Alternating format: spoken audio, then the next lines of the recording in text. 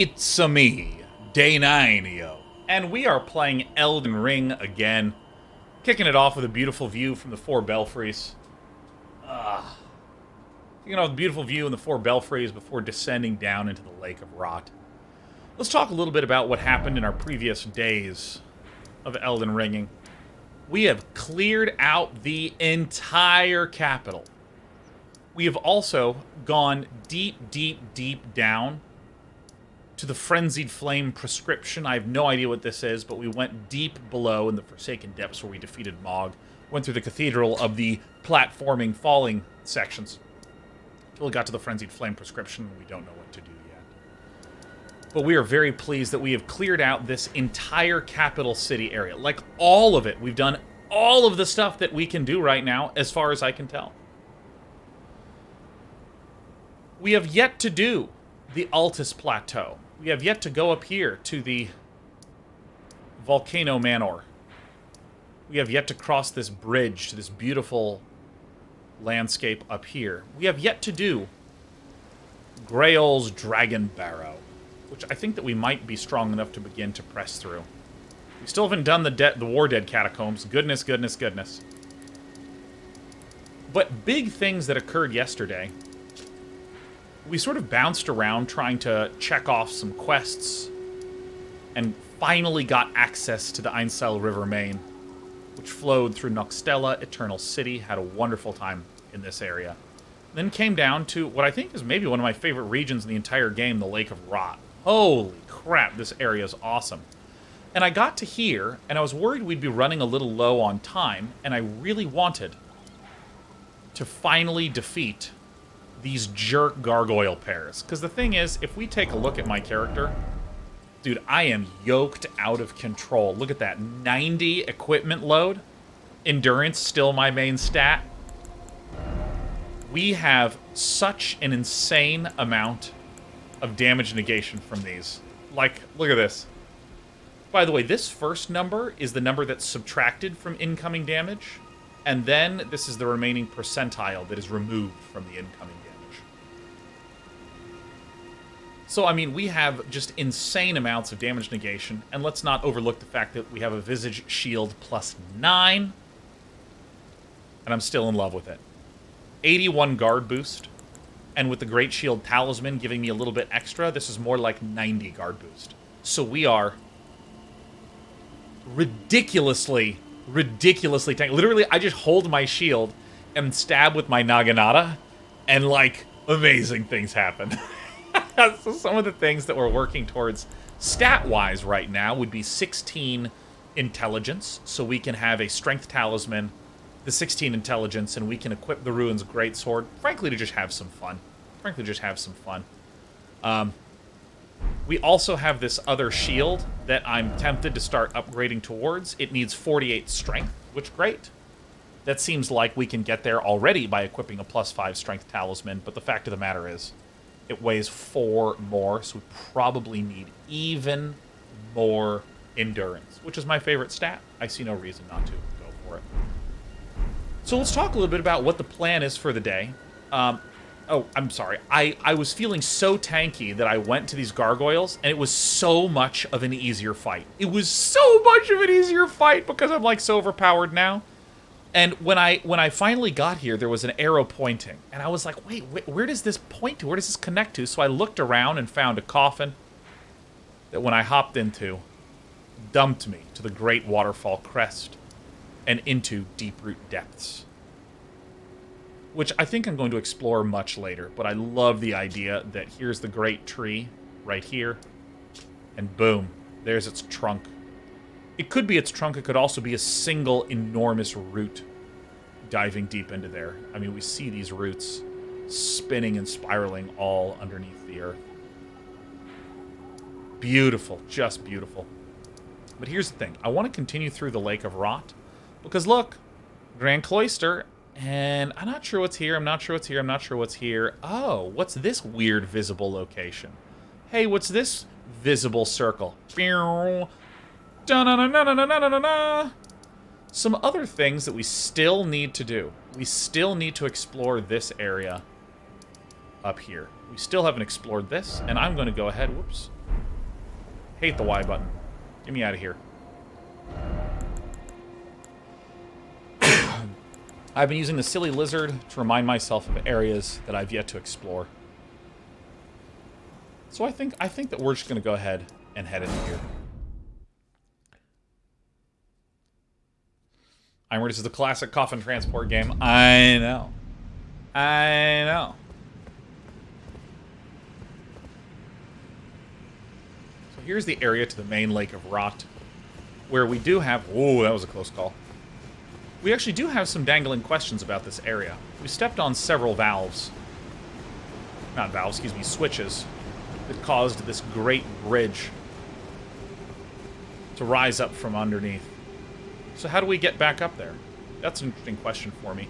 There could be another switch that I missed, but I'm going to, again, remind myself of it by putting a little marker here. This is still a place that I want to go, because I am that crawly lizard boy. But I think the Lake of Rot is just absolutely beautiful.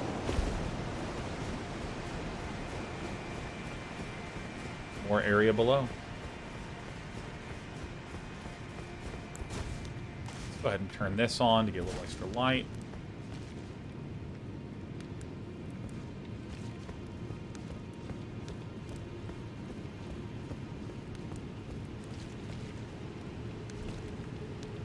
Okie dokie. Beautiful could be one way to put it. Yeah, I mean, I think it really is beautiful. I think that this area, with all its danger and its poison, is incredible. Orcus GG says, are you a masochist? I hated the Lake of Rot. As a wizard with resistances, it was painful. Yeah, I mean, I do have the fire that cleanses. Flame cleanse me, removes rot. So...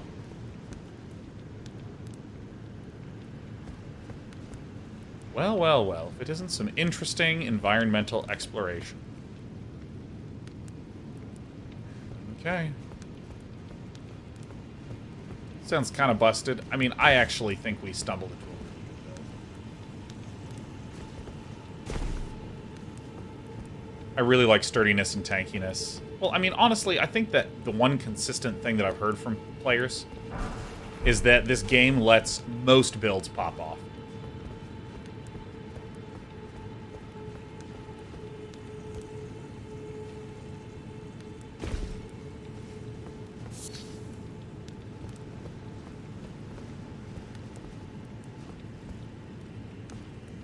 Alright.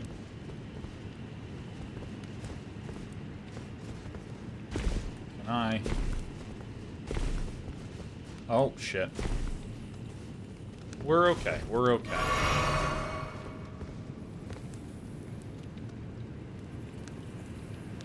Damn. I doubt that I can make it all the way over there.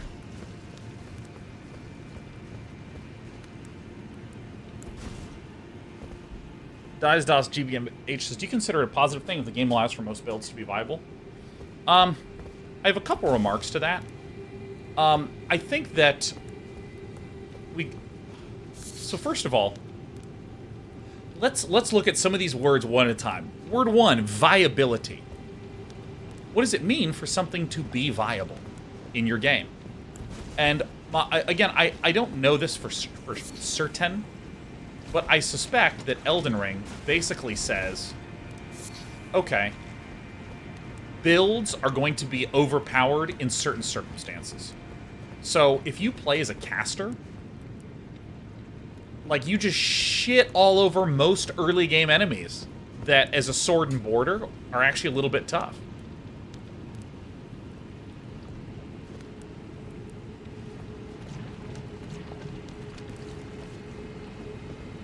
You know, I had a friend who played as a caster and just ran around the dragon, Agheel, and just trivially took him out. Alright, cool. And the thing that I specifically think is very neat about that is that if you allow different builds to be overpowered in different contexts, it makes every build, every player of every build will be like, oh my god, dude, those land octopi, those were impossible for me, but the dragons were no problem. And then I'm sitting here like, well, dude, the land octopi are trivial for me. I mean, that was, like, no problem at all. Whoa!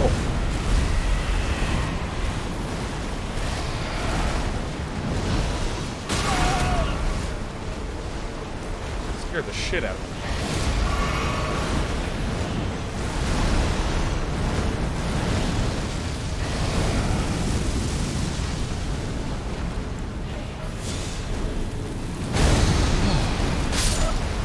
Okay. Ooh, ooh. I mean, that literally scared the shit out of me. That I've shit my pants.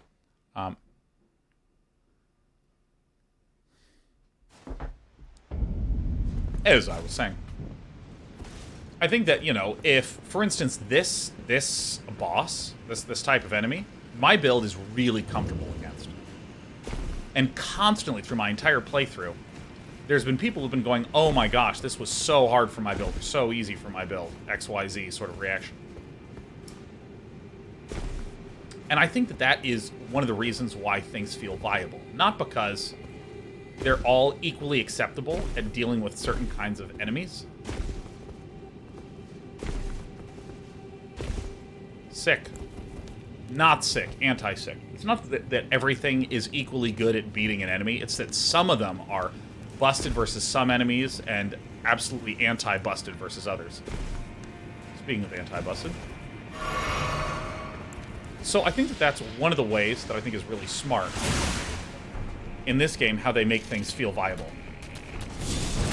Oh, that's not the right thing to have out.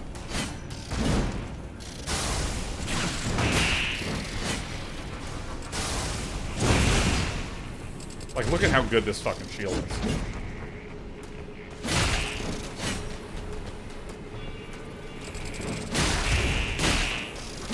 So I think that's one way in which it makes it viable, is that it's very different things that you are amazing against, and then everything else, the game just seems to make sure that you can at least get through some stuff.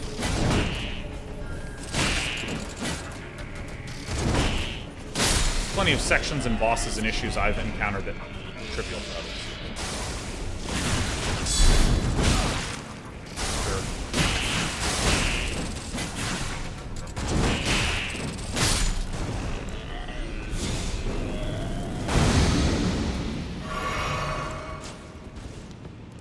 So that's my first thing. I want to look at that word viable and note that this game does a very clever a very clever implementation of viability. I think. Again, I posit, I'm not 100% sure. Not 100% sure.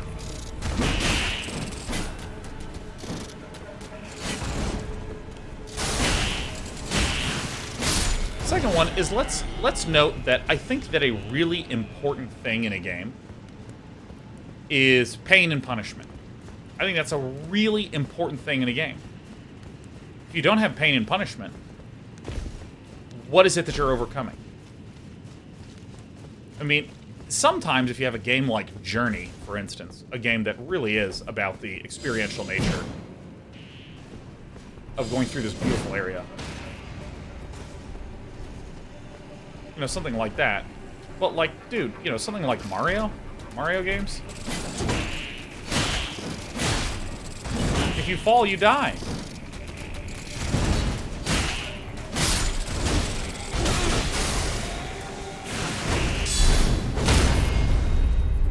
And the fact that you can just up and perish. The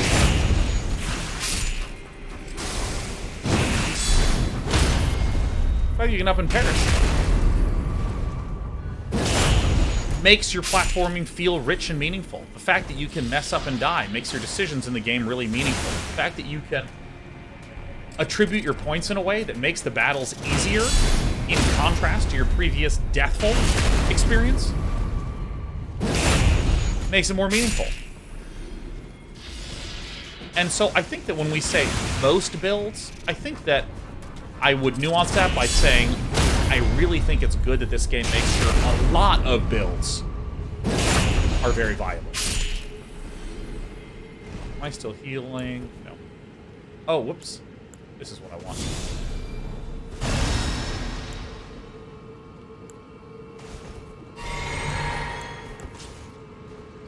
So I think that I don't know if most are, but I think that having a lot be is really good. So, and then finally we're going to come to the part of the question, which is, and what do I think about that? I think that it's really, really hard.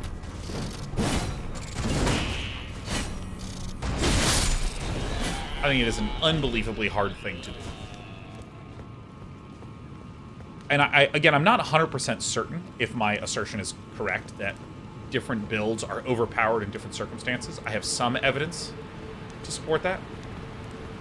What? No, no, get out of here. So this will take me down to there, likely. Chef Mark says, this game doesn't punish you for exploration of different builds. Well, here's what I think the clever thing is. In this game, it's not you can't do it versus you can do it. It's you feel overpowered in some circumstances, and when you don't, it just feels quite challenging, which is what people kind of expect as being the basic gameplay. Even now, I've been overpowered against probably most of the enemies here. And at no point am I saying, oh, yeah, this game is dumb, it's too easy. I'm saying, I'm so smart, my build rules, I'm the best. It's me, it really is me, don't you think?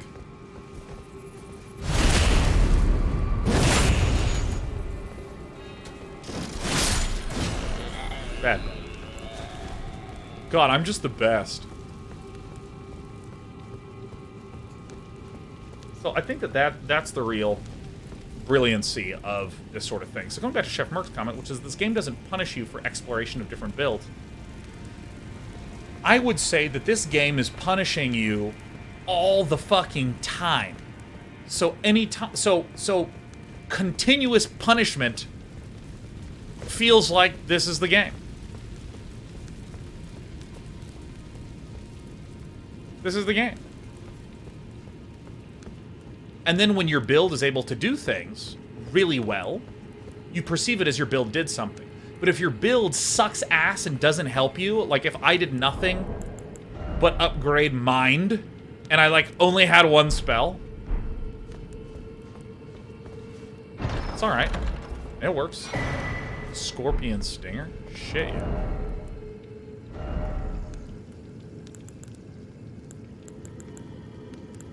Looked like a dagger.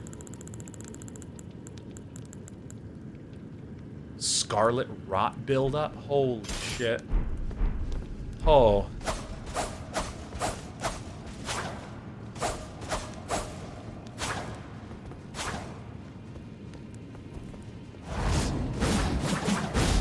Oh.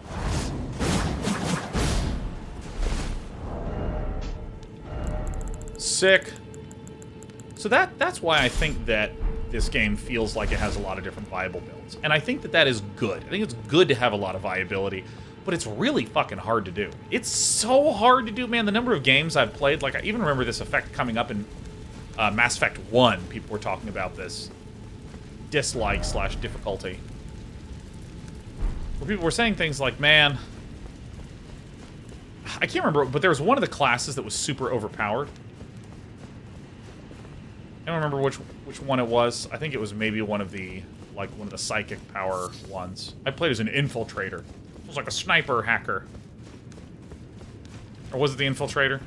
Might have been actually the infiltrator, yeah. Okay, it was the infiltrator? Look at me. Look at me acting like what I'm doing was just humble skill when in fact I'm playing the busted one. But yeah, I remember a lot of people saying, wow, I literally restarted the game and played as that class that was different than what I played this time. And the game was 1,000 times easier.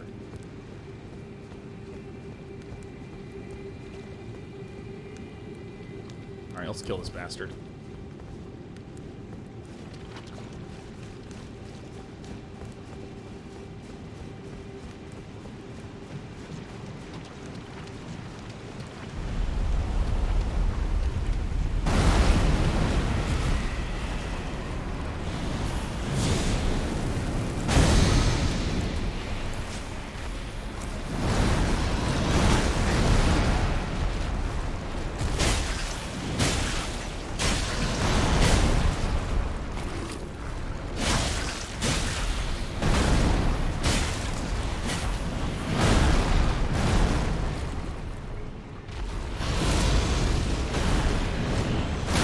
Oh, I thought I rolled in time.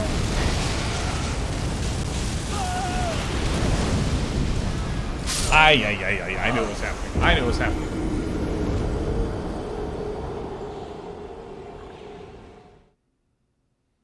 That is okay.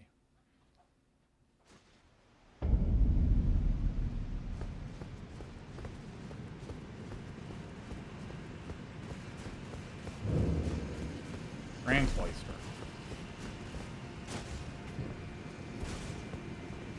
Junior's been doing New Game Plus. I'll cross that bridge when I get there.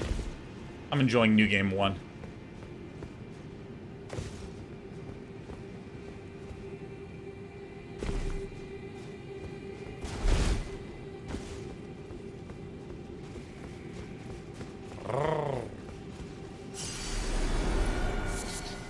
What have I done in the first 20 minutes? Really just this area.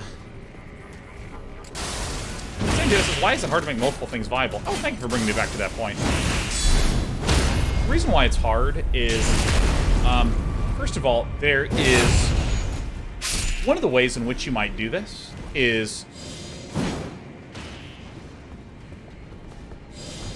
Let's do a really, really oversimplified version.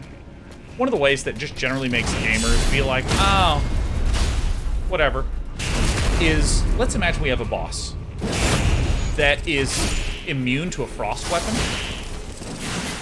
for half its life cycle. When it's blue, it's immune to frost, and when it's red, it's immune to fire. Let's say that's the way that this is set up. Well, now if you have a frost weapon or a fire weapon, both are viable. But they're not viable in really a different way. They're kind of the same game. You just have to, oh, I can't attack it at this time, or oh, I can attack it at this time. Oh, okay.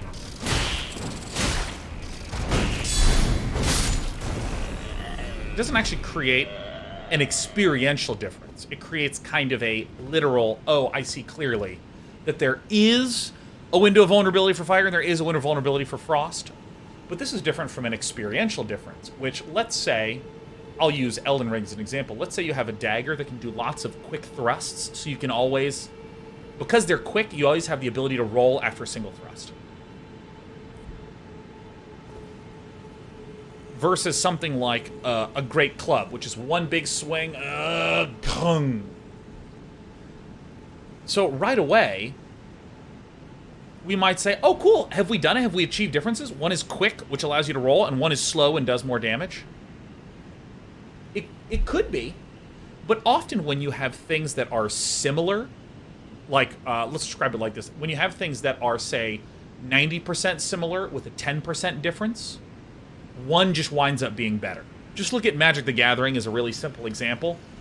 There are cards that it's like a 2-2 for 2 versus a 3-3 for 2, and everyone's like, it's a 3-3 for 2. This is the better one. Because it's so similar to the other one, but just like the 10% difference makes it better, and there you go. There it is. Or 2-2 with Vigilance versus a 2-2 with First Strike. Oh, First Strike is just better. Because the only difference is this one quality, and in 90% of situations, this is the one that actually matters. Okay, done. When you start to have even more differences layered in, this is where you can start to actually feel like there's experiential differences. So coming back to the fast stabby dagger versus club swingy.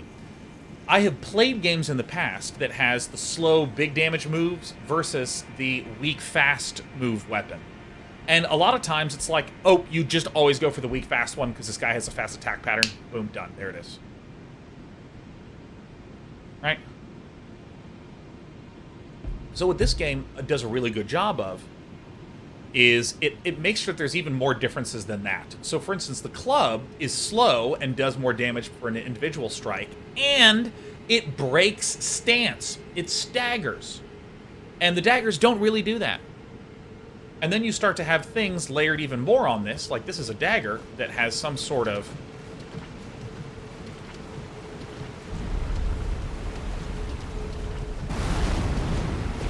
This is a dagger which has some sort of status buildup.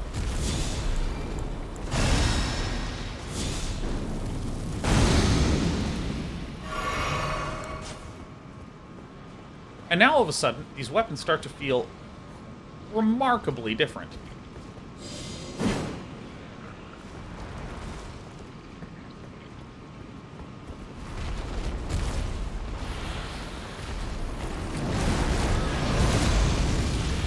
And so, like, I think one of the reasons that it is hard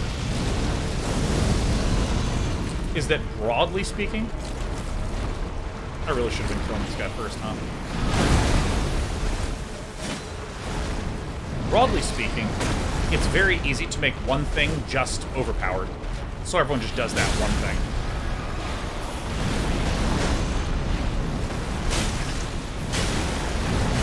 So then you actually have to introduce enough axes to where you can actually make things. I thought I rolled in time.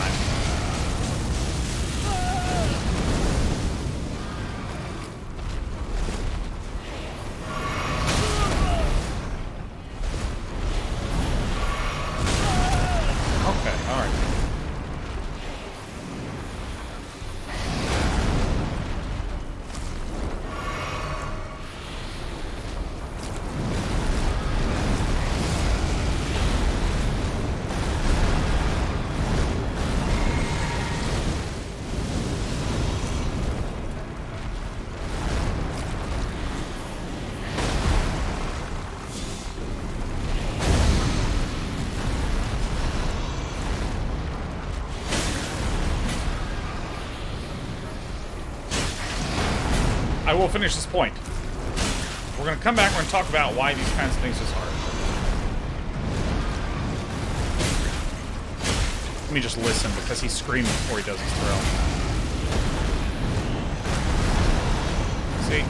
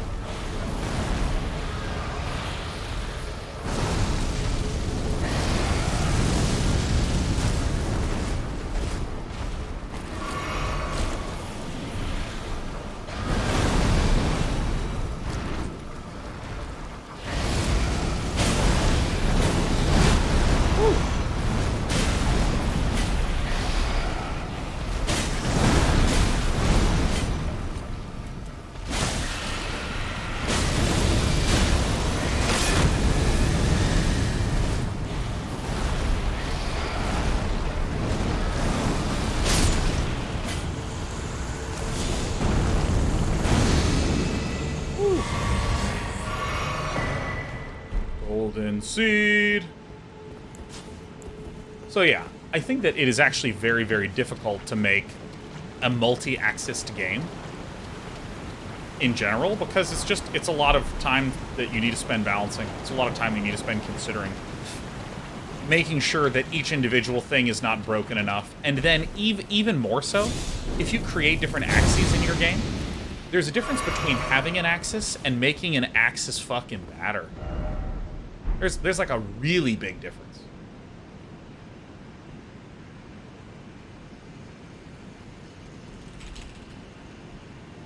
So, for instance, God, what's a game? There's a game literally where we played on here where I was just constantly talking about, like, dude, doesn't matter, nothing matters, doesn't matter. Like, I mean, I can talk about it positively in this game. This is an overhead, and then a stab, and then a swing. This is good for hitting flyers. These first two are bad at dealing with crowds. This third swing is good at dealing with crowds. If I get something like, you know, your typical, let's just take this Claymore. Claymores are great at dealing with crowds. Look at this. It's swing back, swing forward. Now, just because one happens to have an attack pattern that hits up, which is good against flyers, then one happens to have that swipes across. If enemies in this game dealt, like, no fucking damage, you know, who cares? Who cares if there's one that's good versus crowds? Who cares? One or a crowd, it's all easy. There's no challenge. Like, your game needs to make you care. about these different axes. I'm sure not getting scarlet rot from standing in this scarlet rot. God, I look ridiculous.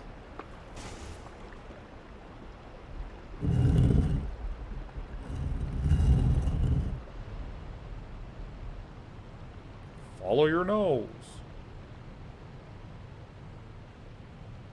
Yeah, I mean, like, you really need to make these things matter. You know, like, if in your game you have anti-air weapons, and all the air units are not scary, you actually don't have flying and anti-air. You don't even have this axis. You literally do. You have me in a situation where you could be like, well, Sean, I mean, if you think about it, there is air, there is anti-air. You can't tell me there's not, you know, that axis. Yeah, sure, literally. But not functionally, not practically. So, coming all the way back to the question, hey, Sean, you know, do you think it's good to make games with multiple axes? Or, excuse me, make games with multiple viable builds? And what do I think about the difficulty and challenge of that? I just think that it's really, really, really... Yes, fuck yes. It's just really hard to do. Not hard as in you need to be some sort of genius. It's just a lot of work. It's kind of like getting six-pack abs, right? Which, to be clear, I do not have.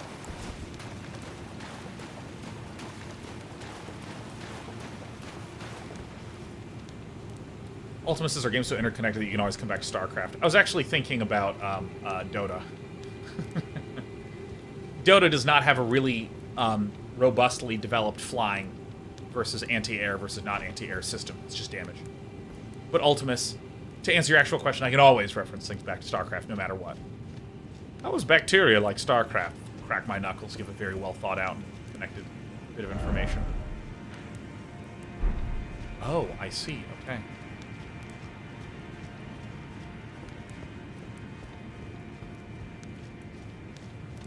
Just peeking around, just looking around the cave. I think that it's a lot of work to make your axes relevant, which is different from making them matter. Or excuse me, which is different than making different builds exist. You're trying to make the axis relevant first. Like, in my game, does overhead slashes versus thrust versus swings left to right, do each of these actually matter? And once you've made them actually matter, it could still be the case that your caster build is just better than any of it.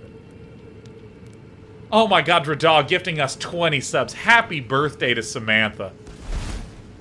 Happy birthday to Samantha. Oh, Alina OXO. So thrilled to see it. Also, I see that you sent me a message, Dradog. Forgive me, I haven't looked yet. Alright, let's just hold our shield up and... Oh!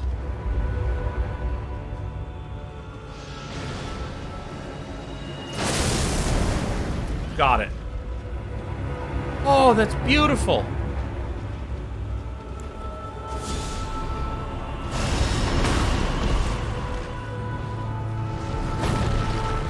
I don't even want to attack it yet.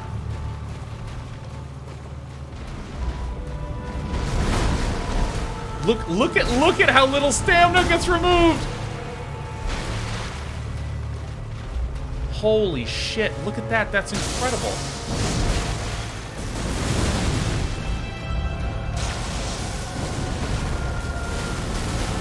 Oh shit, I don't have much. Oh fuck.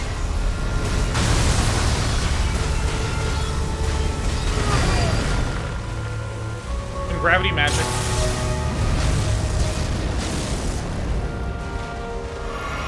Oh, I mean, this is beautiful.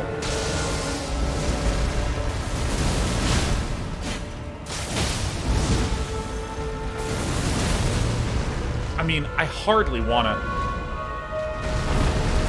try super hard at first, because I mean, just look at the animations of this.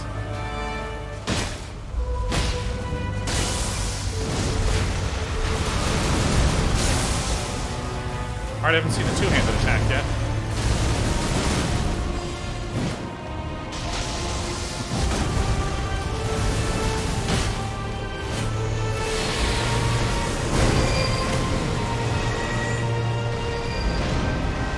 Holy shit, that's so sick.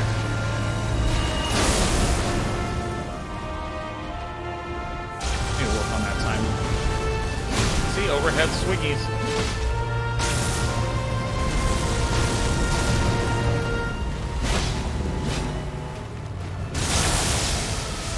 What's this? Holy shit, it just goes straight through the shield.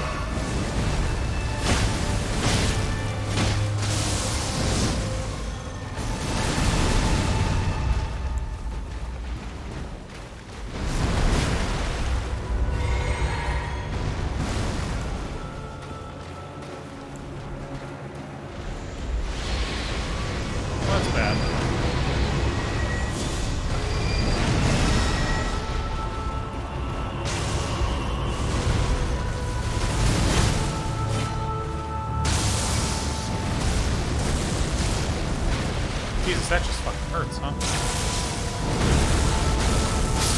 Holy shit, this shield just doesn't block nothing. Hell yeah. Alright, I'm starting to see some concerns with our build.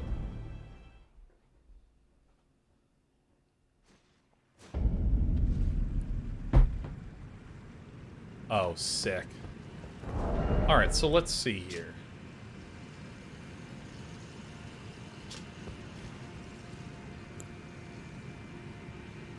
Might just be good old-fashioned magical.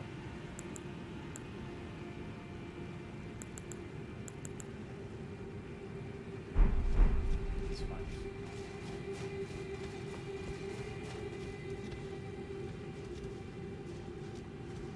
What? There we go.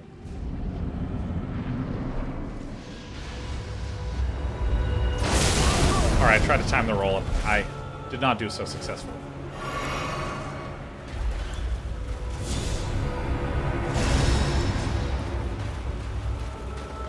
Oh, this fight is awesome. Oh, you're still swinging at me. Okay. Alright, you know, alright. Alright.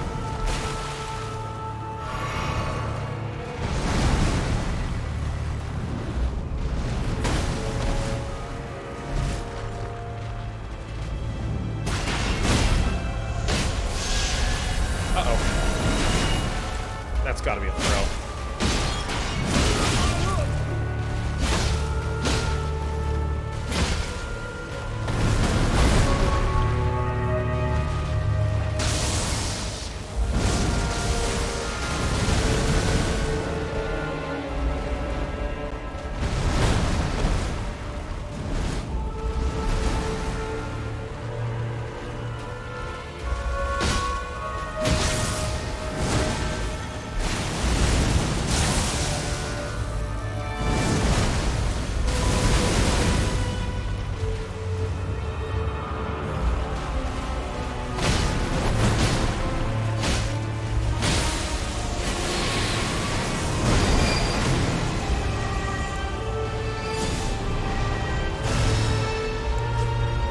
I mean, this is... Oh! Sweet!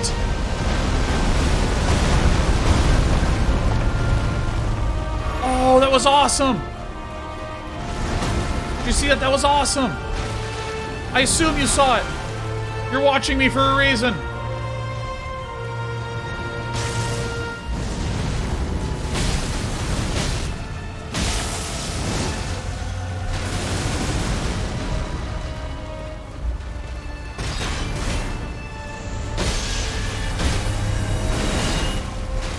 Shit. Dude, it...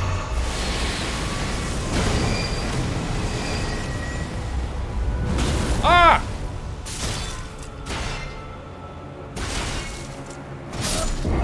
Holy shit, one shot. Holy shit, one shot. That's so sick. This is incredible. I mean, this is amazing. This fight is awesome. All right. I wonder what kind of damage that purple stuff is. Because my understanding of gravity magic is that it is... Flame, grant me strength.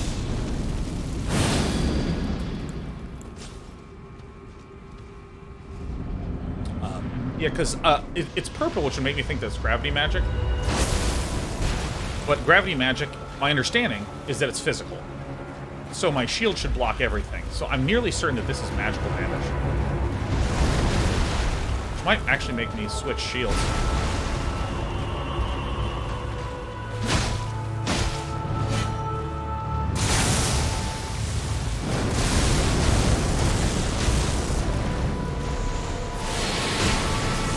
Is this just... Oh, okay, so this is a different ability than I thought it was entirely. My roll timing's pretty good on that.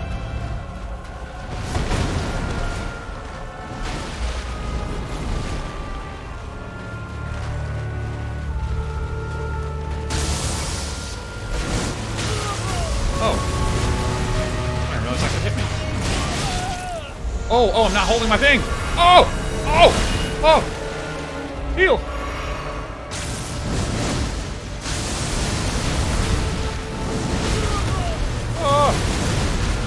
Do this.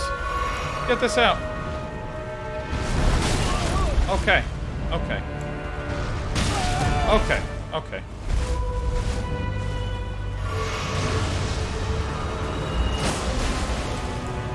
Do this.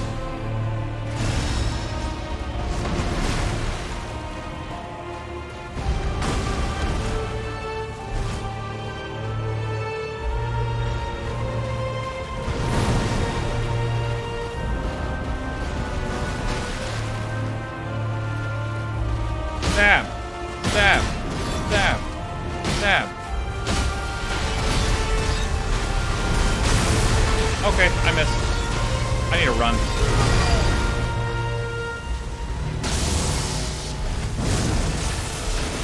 Healing.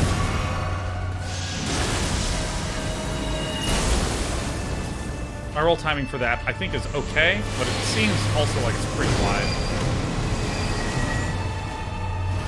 Ah!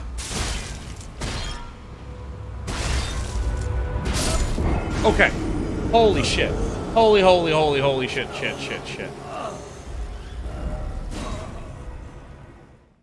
Delicious. I need a roll right then. So let's see here. If I remove this and put in... Not you. And then I go to... I equip this one.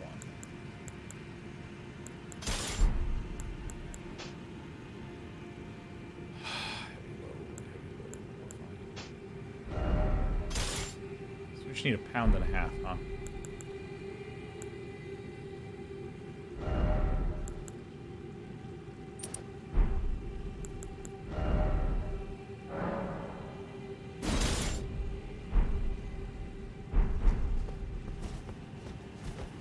Okay.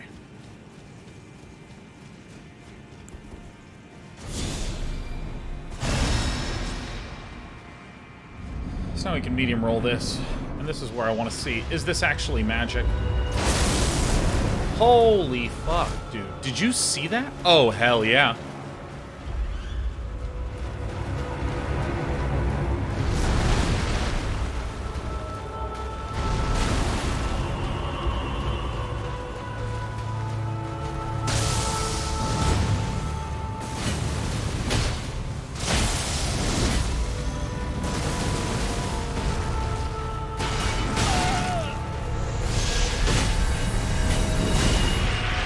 Oh, that is a grab. Okay. No, that's good research. Good research. Oh, I forgot to pick up my souls like 2 bosses ago. Okay. Ripsy dipsy. Oh, I love the way it sort of fades out. That's so sick.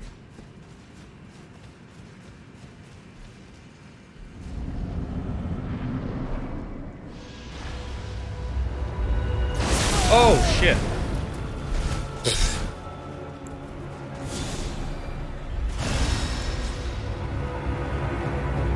In the Souls games, the idea of things from the void. Common theme in contrast to the idea of some entity or force that brings life. You know, so you have, like, the fire... in your Dark Souls, your fire and ash kind of being representative of light and power in the game. I did it! And then Manus of the Void.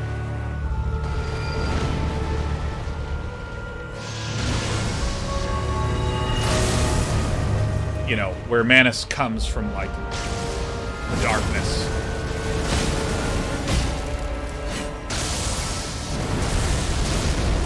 Look at my block on this shield. It's insane.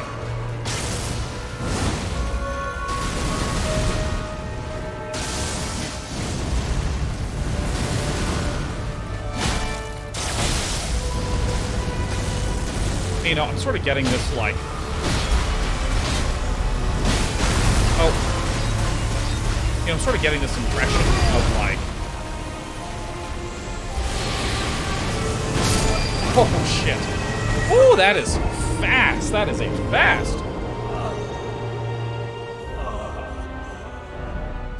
But yeah, no, there's this theme in the Souls games of there always seems to be some theme of the power of life coming from one source and what that means. It always comes, and no matter how bright the fire burns, it eventually fades to embers and ash.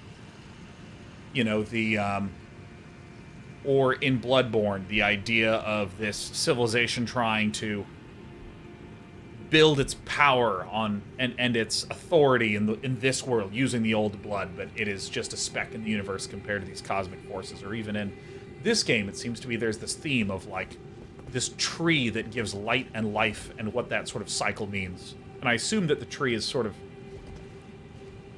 analogous to the idea of souls in the flame and Dark Souls, you know, where the tree will grow mighty and big and tall, but will eventually wither away. And in the Souls games, there's this idea of the beings that live before or without the fire. You know, where in Dark Souls it was like the... If you look at the opening sequence of Dark Souls, you see these kind of wandering husks that are just kind of moving around, and it's almost implied that this is like the natural state. This is the natural way that people are supposed to be, and they reached into the fire and boom, pulled it out and became lords. So there's beings like that. There's also beings like the everlasting dragons in the Souls games who existed long before there was anything. And I love the idea that in all these games there is some sort of being from the void. I think void is... Well, the game is very generous to me. Thank you. Oh. Healing! Okay.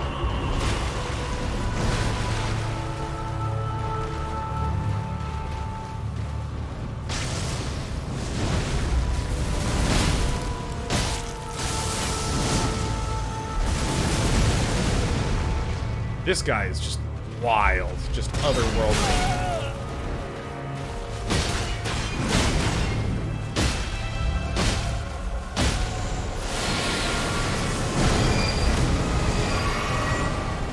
Keep rolling!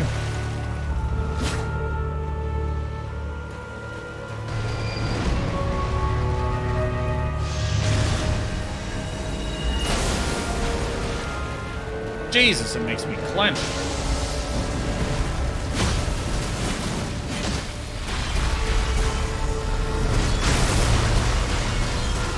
What?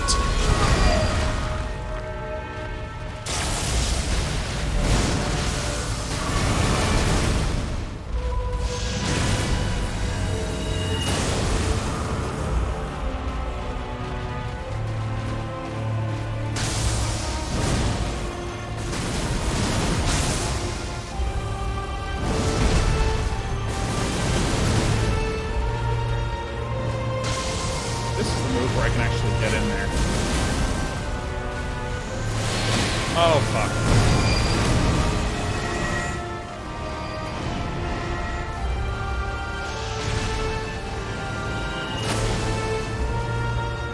This music is awesome.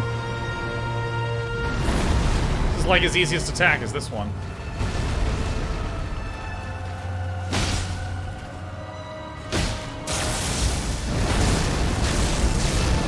Shield fucking rules.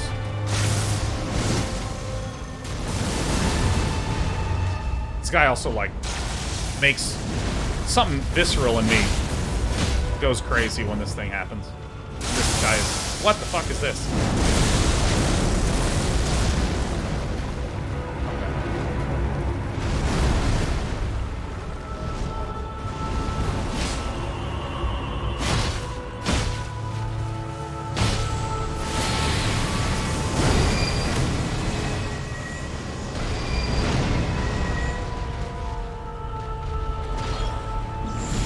Oh shit, I'm fucked. Ah! I hit the wrong button. Ay, yay, yay, yay, yay, yay, yay, yay. What's the command so far to see what boss Sean has beaten? Tiny M, we have Velrun in the chat. Velrun has been manually managing all of this.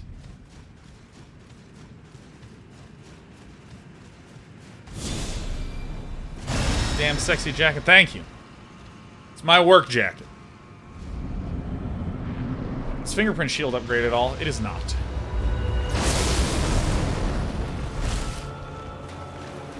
Not even a little bit.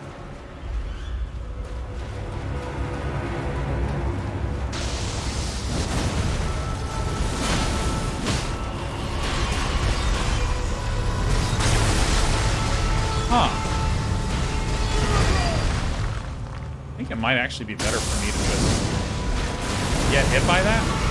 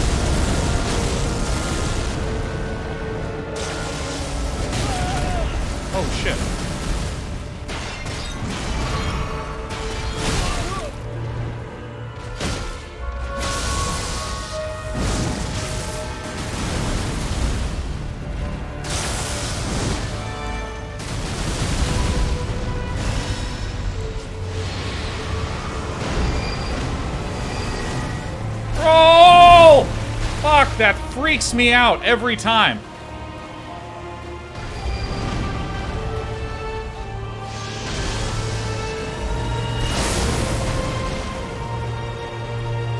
Oh.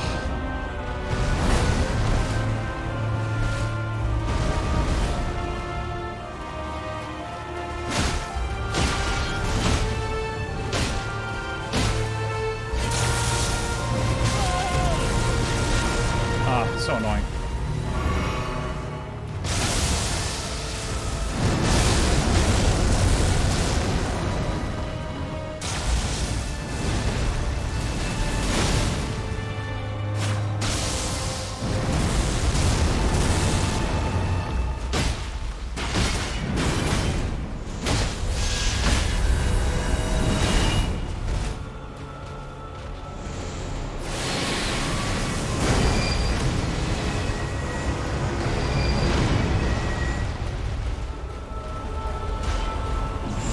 Now I just block.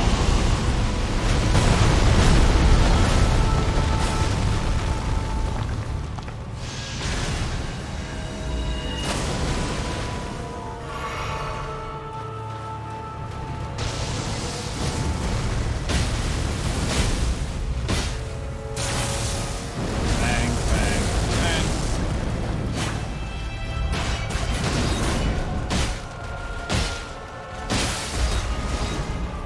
I don't know what's happening. Alright. Drink! Yes!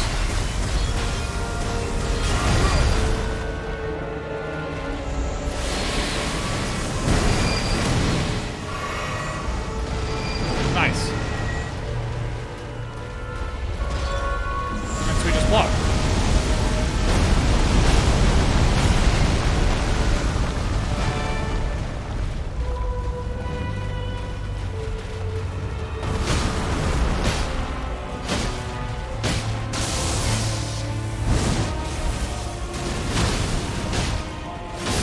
Oh my god, that was so hard.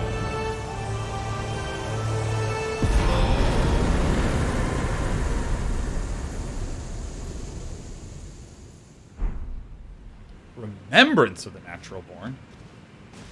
Ooh.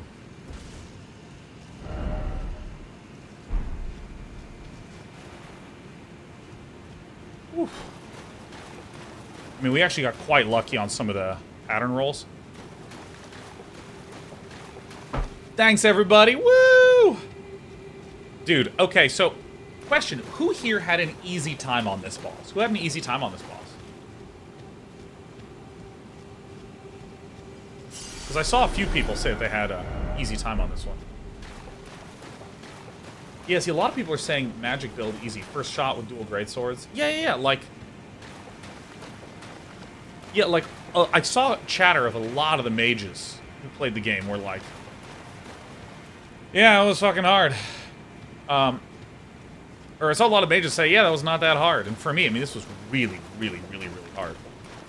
This is one of the harder boss fights. And the thing is that I would consider myself really experienced in these games. And I have, like, a ridiculously good build that I'm quite a big fan of. So let me...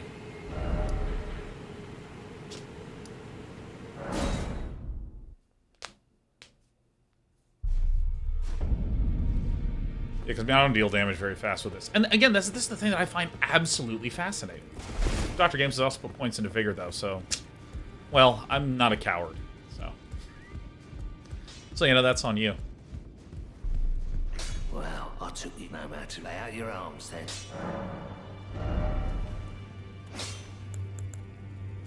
So, I mean...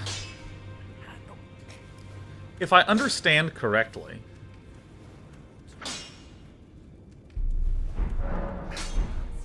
If I level this one up...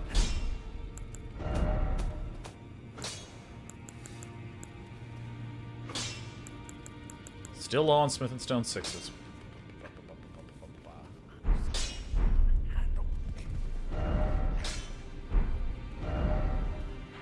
I'm just not entirely sure what exactly it is that I want to do with my leveling. Because, I mean, my understanding...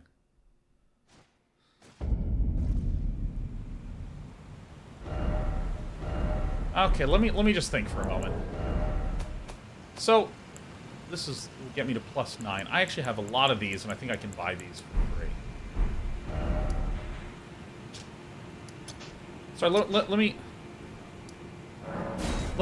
me figure something out, and then I'm gonna make some commentary. Then some commentary is gonna happen, but not before I've done something. I think the Bell Babies here sell smithing stones up to 3.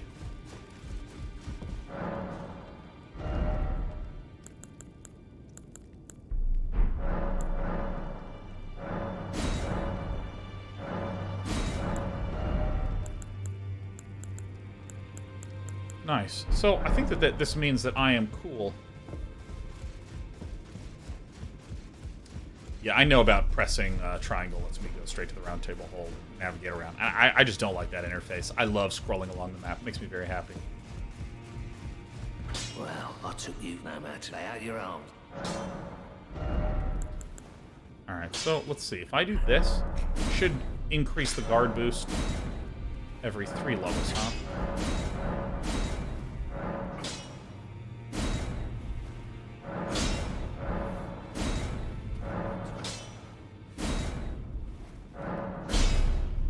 Like it is every other.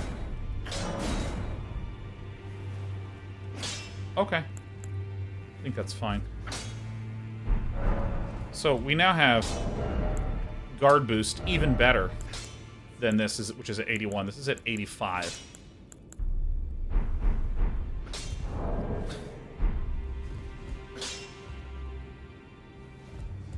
Back already, no matter.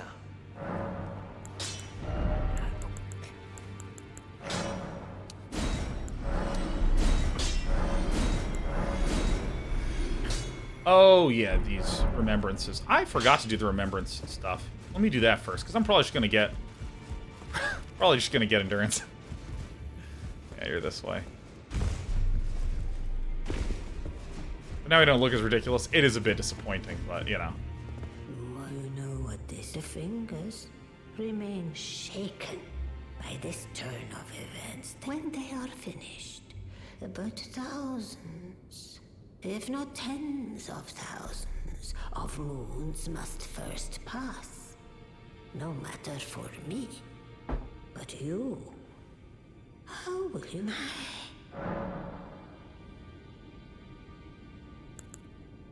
Heavens forbid, that is not the domain of mere men. The burning of the Earth Tree is the first cardinal sin.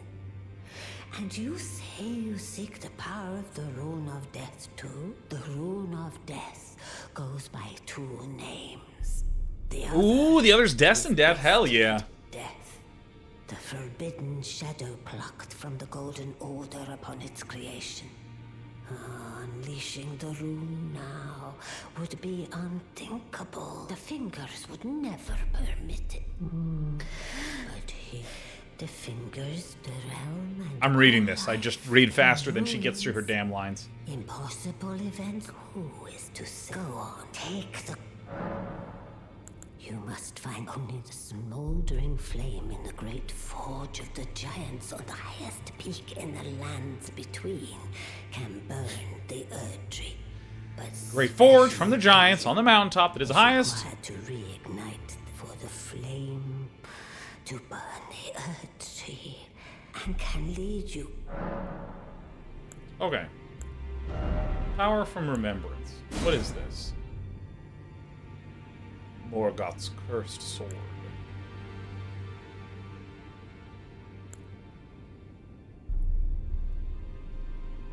Curved greatsword, sick.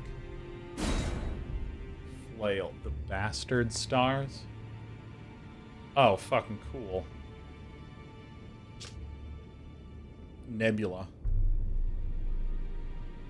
Ah, that's the slash that goes.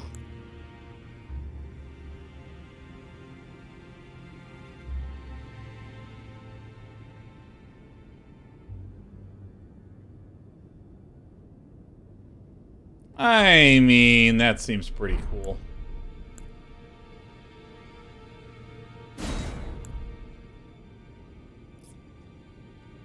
Hey, Fair at 1271 say Sean just subbed after trying to describe fun and money to a guy who claims he loves RTS but hasn't played SC2 and watched the wondrous video content, which is your old SC2 content. Hours of content worth millions. Fair, mwah! And tell your friend if he loves RTS but hasn't played StarCraft 2, what a treat is in for him. What a treat is in for him. What a treat! Oh my god, the StarCraft 2 campaigns are some of the best ever. I don't necessarily think I want either of these. Power of its namesake, a malformed star, born in the lightless void far away. Once destroyed an eternal city and took away their sky, a falling star of ill omen. Oops.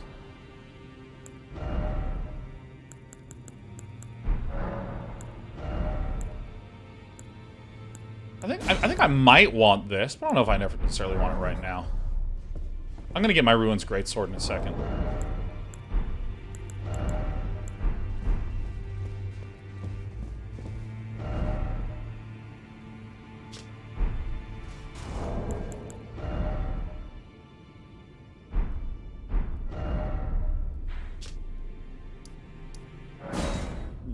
Noise. Forgotten City with no sky sounds familiar indeed. Indeed. And also, it has the Nova SC2 campaign. It's great. I loved it. I loved all of them.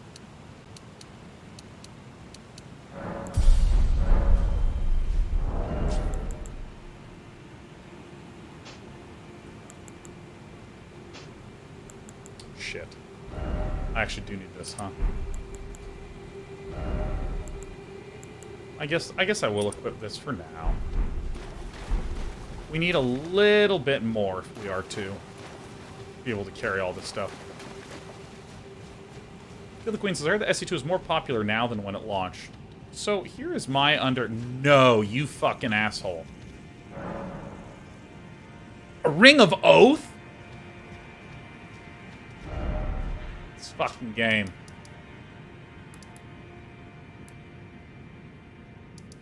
Let's do some cleanup. Wonder why I put this here.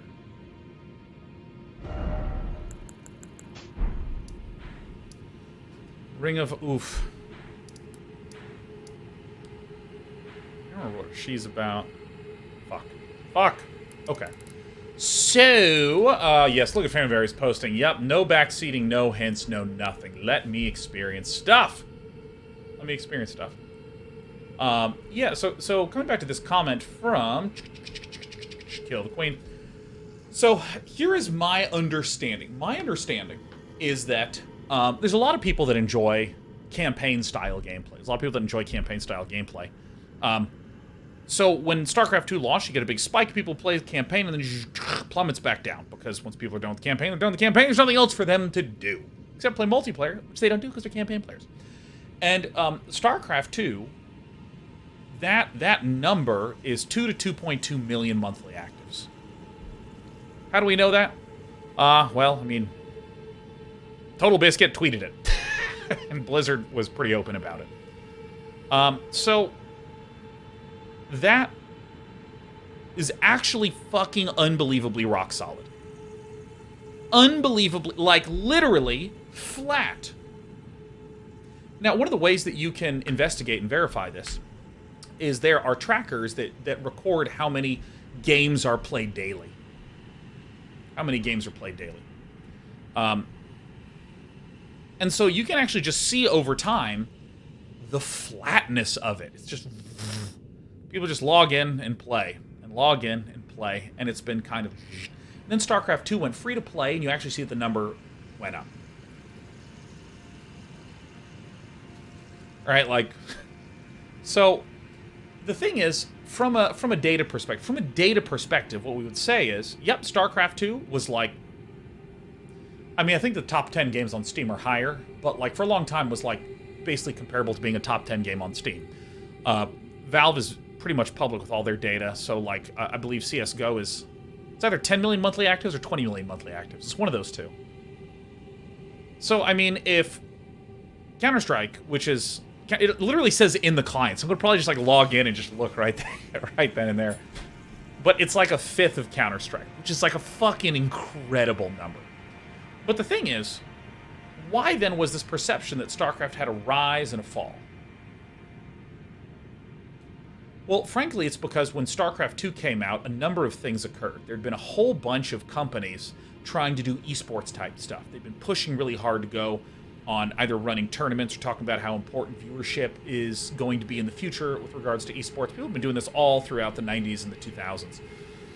But a lot of the sponsors who didn't really understand the idea of the gaming zeitgeist and gaming culture. First of all, in the defense of the companies, Twitch was not a thing till 2011, and around 2013, 2014, the world started to go, oh, shit. Wow. There's a lot of people that like watching games. Huh. I didn't realize that. Oh my gosh. So,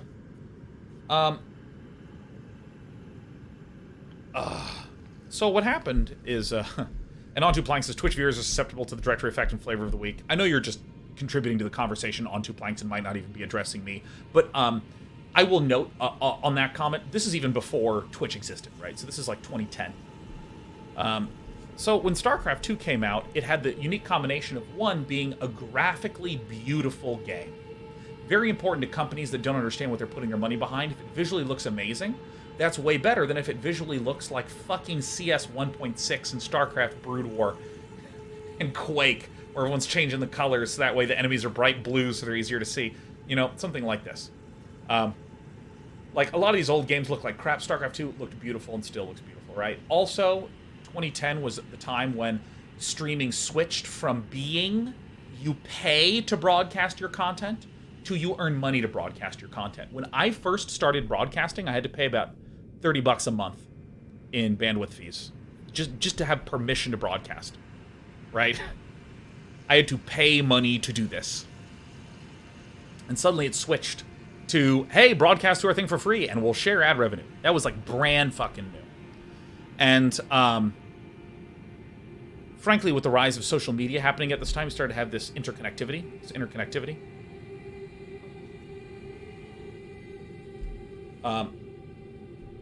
where suddenly communities are able to become aware of each other. Like, you had to know that Shoryuken was the website to go to if you wanted to follow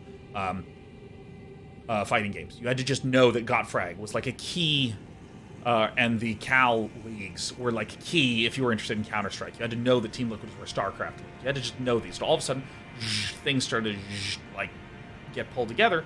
So during this period of time, it was all these companies suddenly had a fresh new game and this fresh influx of viewers. So it was the game that led the early burst of streaming, followed in 2011 by the huge meteoric rise of League of Legends and their broadcasting and esports space. So, like, StarCraft really was timed in such a way that everyone wanted to do a StarCraft tournament. And suddenly YouTube upped its limits on how long video uploads could be. There was a removal of bans on gaming content. Remember, in 2007, 8, 9, 10, gaming content was banned on video platforms, by and large. By and large. And there was a 9-minute cap, right? So all of these restrictions got lifted. Suddenly had a huge influx. And more people making content for StarCraft 2 because it had just come out, right? So it was just sort of like everything aligned to make it all about StarCraft 2. And what I might accurately describe it as is that the amount of attention that the game got was disproportionate to how many people were playing. How many people are playing is sort of like your baseline in terms of viewership. Like, if there's one person that plays your game, it's rare that you're going to get 1 million viewers for events. League of Legends has an absolutely enormous player base, and that translates to a big viewership for LCS, just like very naturally. You know, if you have something like Smite, and I know Smite players, and they love Smite. I think Smite's a ton of fun. Smite's audience isn't as big. And, you know, you can just compare the numbers, the player bases, to the numbers for the viewership of the events, and you can kind of see this trend all over the place, where just, again, the more players tend to correlate with the more viewership. But, so I think that what it did is that because it was disproportionate, again, it's a multiplier, so instead of being, let's say, a usual multiplier of, I don't know, I'm just going to say 2x, I'm just going to pull the number 2 out of my ass, because why not? Let's say there's a 2x multiplier based upon what percentage of your players are actually going to be watching esports. I think it went to like 15x with StarCraft 2, something quite insanely high, and then it went back down to what I would consider to be a very reasonable, normal amount. But I think that if you were an observer, you sort of had this moment where Twitch and esports and YouTube content creators making esport content, you got all these things all doing SC2. All doing SC2. And so you perceived in 2010, 11, 12, tons of StarCraft, tons of StarCraft, tons of StarCraft. And then from 2011, 12, 13, 14, 15, you started to see content creators stop making content. You started to see leagues switch to other games. You started to see the viewership numbers going down. But it makes more sense. It's less that they went down and more that esports grew and there were more games and titles that were relevant and modern, so people sort of spread through them. And I think that this created the false perception that somehow StarCraft 2 died. And it died in my lap in late 2012 or some nonsense like this. Which, again, to be clear, is not something that you said. But, you know, this is all coming back to Kill the Queen's comment about the viewership. Or the player base has actually increased lately. And yeah, I mean, StarCraft 2 is in as good a place as it has ever been. Except for Zerg vs. Protoss, which makes me want to rip out my eyes with boredom. Literally, GSL should just load up the 10-minute mark in ZVP, so that way we can get to the game. All right, let's pick a place to go. Let's first come here to East Rylakaria Gate, and let's... oh, actually, no, I'm going to come to the Grand Lift of Dectus, and I want to work up and clear out this little area, because this has been annoying.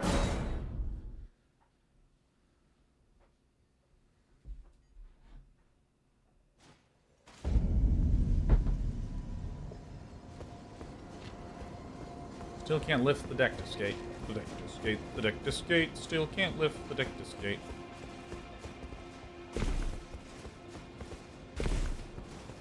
So there's my very long little history lesson about this fascinating period in time. Such a robust bear. So that's the Tower of Insanity, huh? It just deals massive light damage to me. Billy Zane. Good to see you, Billy. How you feeling, man? How you doing?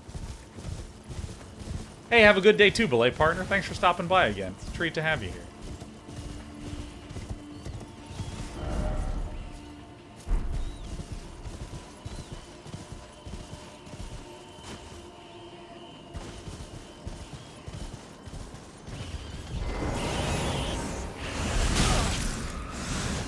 Thought I was able to roll fast enough. Ah, that's right. So here is this branch that comes off of here.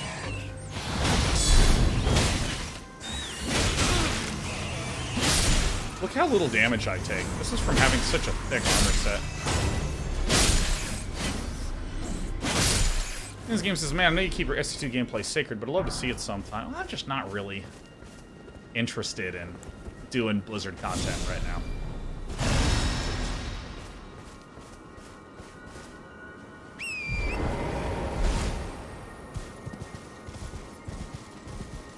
Yeah, I mean, I'm glad that, you know, and as I said before, the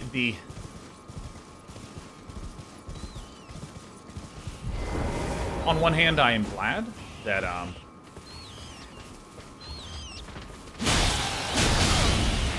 Microsoft purchased Blizzard. I'm glad. I do count that as good news. Oh. But I'm still gonna wait and see a little bit about what actually winds up occurring long term. I mean, and again, in like a very simple perspective, Bobby Kotick is still at the head of Activision Blizzard. And for any of you who don't know this, this was reported on. This is like publicly reported on. This is crazy to me. That there was when all of the reporting came out about how there were issues with harassment inside of Activision Blizzard, particularly sexual harassment. This letter came out from one of the higher-ups, from someone named Fran Townsend, that was like, I've never worked at a less sexist workplace in my life, and all this stuff. They just talked about how the allegations are ridiculous, and I, as a woman, you know, have never experienced any of these sorts of things. This is the best environment ever. Turns out Bobby Kotick... Oh, yeah, and later, Fran Townsend wound up, I believe, stepping down from something as a result of this letter because there was massive pushback. It later turned out that Bobby Kotick wrote that letter and told her to publish it under her name. Someone please correct me if this is wrong. This is like the third time I've mentioned this on air and, like, literally looked up an article or something. I mean, it's just like one of those, like, holy, what, are you kidding me? That's real? I mean, that's like so insane to me. Yep, 1000% verified. Thank you, Jacob Hall. I mean, that's like one of those things where it's just like that's. I mean, like I don't know what to do with that. Sophian says it's accurate. I don't recall whether Fran stepped down. I think she may have stepped down from some participation in some thing. Perhaps not the role itself. Like... So this is the tower, the Frenzy Flaming Tower. Oh. Oh, so wait, this is the Frenzy Flame Tower. Brief interjection. Frenzy Flaming Tower. And we come over to here, and this is the Frenzied Flame Proscription. And what happened when we were at this tower originally, there was a force up there that kept driving up our madness in the game. Hence why these things have these eyes. Oh, shit.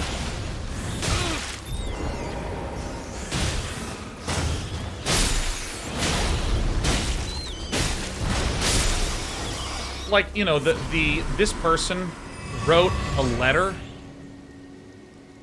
and made someone else publish it that made them look really bad. Oh yeah, Lojong said not only that, but Bobby Kotick called her response tone deaf. Oh yeah, that's right, even though he wrote it. I mean, it's one of these things like, okay, so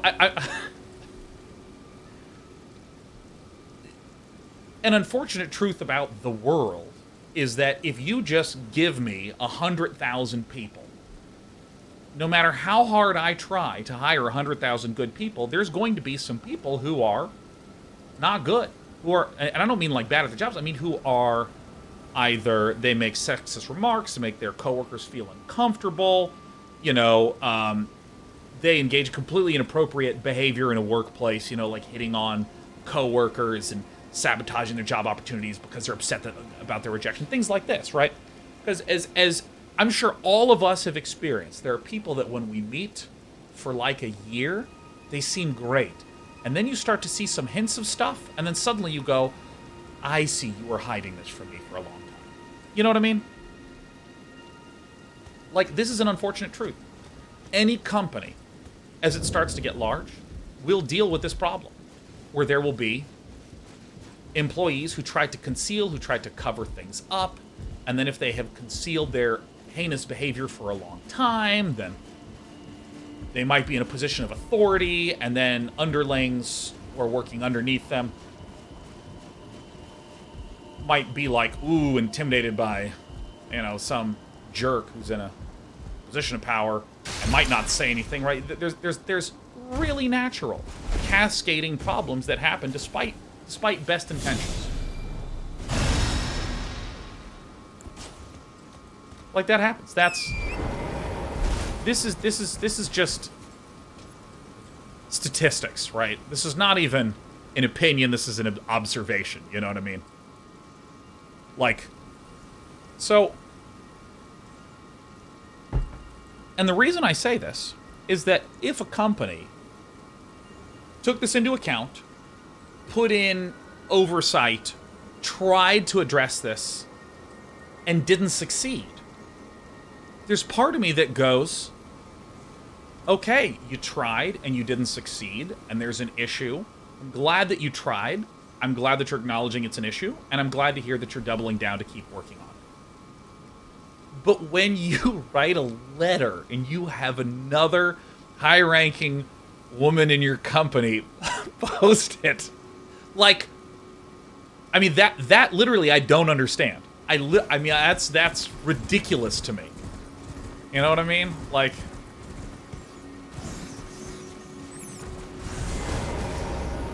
I mean, like, literally, I'm just like, what? Like, so this is coming all the way back to the... So again, if there is a state of failure, I have seen good people try to do things, I mean, not just in terms of, like, workplace harassment, but I mean just, like, in life, people have the best intentions, try hard, and fail. And I know lots of people, in all different ways in life, we all do, put in effort, tried, did not succeed. And go, yep, I did not succeed, let me own up to that. Right? And we wish that there was no failure. We wish that. But the second best thing to success is failure and admission of responsibility. Right? But this man wrote a letter so that way a woman is, I don't know, it's just like, I just hear that and I'm like, holy shit. So this comes back to the statement, hey, Sean, hey, yo, you think I'm doing some StarCraft 2? You want to do some StarCraft 2? I mean, truly, in a very plain, basic way, I don't know, I just don't feel that comfortable. Oh, hey, what up? Hey, it kind of looks like someone was doing a little fashion souls.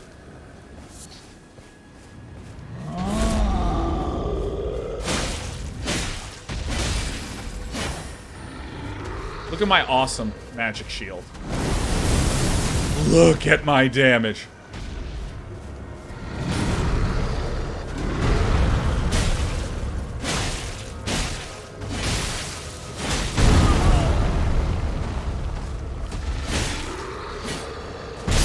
Alright, I'm strong. I am strong.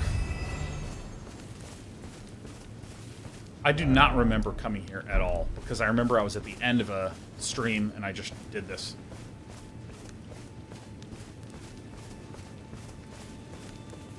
And so, you know, for any, you know, to be entirely clear, converted fringe tower. May erudition light the way.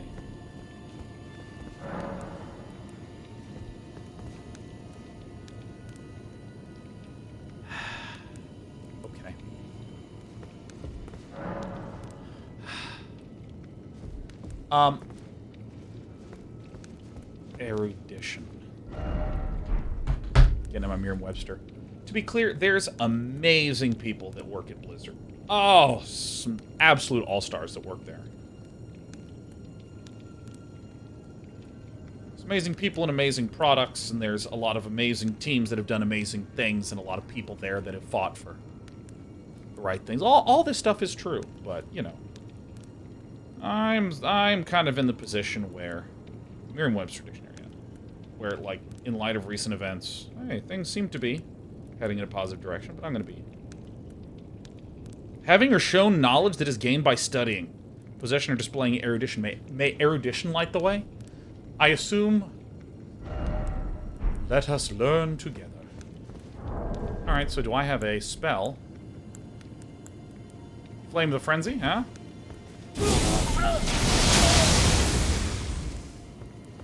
Okay, that was not it. I do not decry anyone that keeps playing these kinds of games. Playing Blizzard games. I do not decry anyone who spends money on it or who doesn't have the same kinds of discomforts that I do. Makes complete sense to me. But that's kind of weird.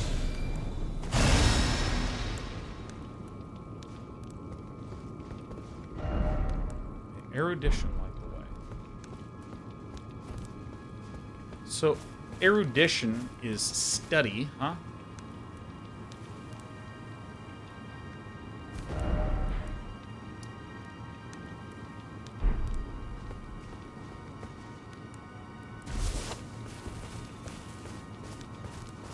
There are various mysterious objects around here.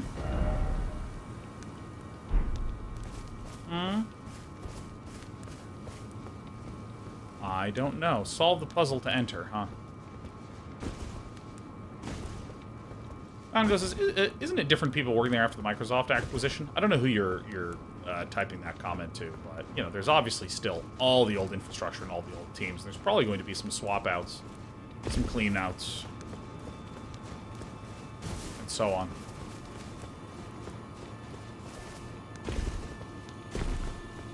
Mean Shrimp says, have some Norwegian Bezos bucks. Thank you for your delicious pickled Norwegian Bezo bucks.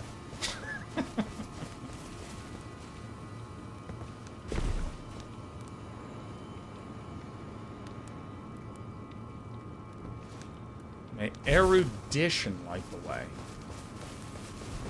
Huh. Dude, this thing is so bright. Erudition. The only thing I can think of is that turtle that goes, let us learn together.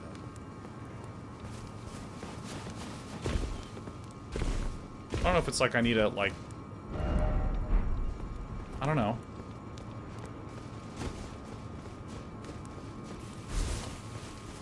These are the kinds of puzzles that I'm like, alright, well, let that one be. Fuck!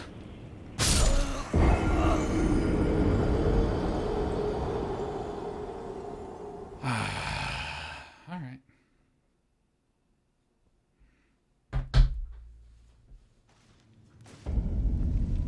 Did we learn together? We did not. That's it. Jumping off a cliff. That's the answer. My number is 555 and the answer. Quiz, what movie's that from, huh?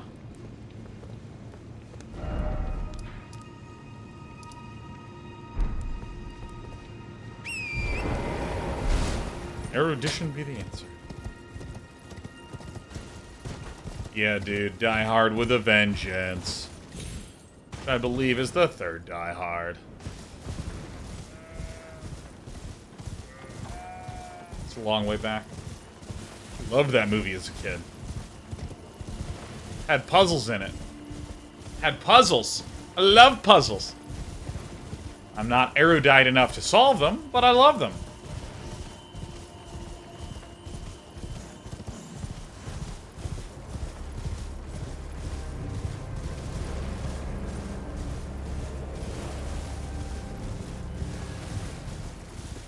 And by the way, I had a suspicion that there was some sort of magic that could cause stones to thrust from the ground. Which is why so many of these stones... Oh, look at you.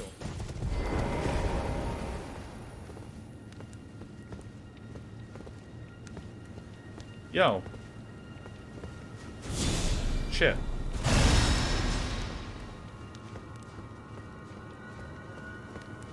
I can't act? Whatever.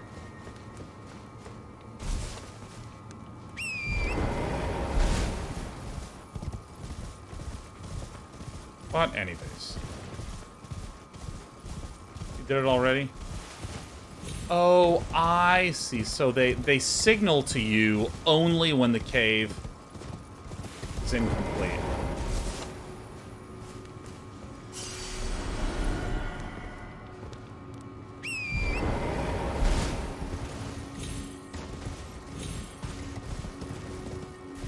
I had a suspicion that the reason that there's so many rocks, like this one that thrust out of the ground, is due to some sort of gravity magic. Ah?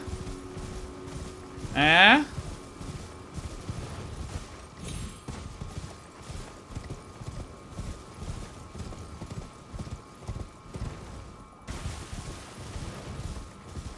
Alright, so this is the place that I've not yet been. And I sort of have labeled some things out here, so let's kind of head towards this way first.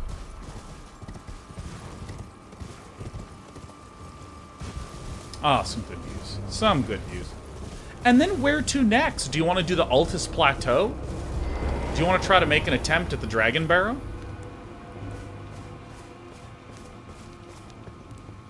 What are we thinking?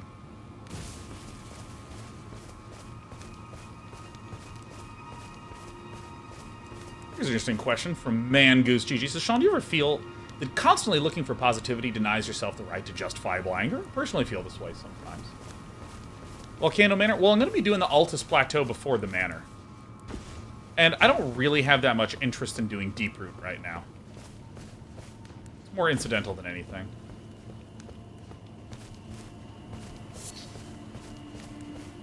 You know, let's take a peek at the Dragon Barrow. Let's take a peek at the Dragon Barrow after this. But yeah, I mean, I think that an incorrect lesson that I sort of learned as a kid. And when I say learned, I feel like a lot of things that happen emotionally, you know, inside of someone's bones, like when they're growing up, is not about someone sitting you down going, okay, Sean, now I need you to remember these 3 things about denying yourself feelings, right?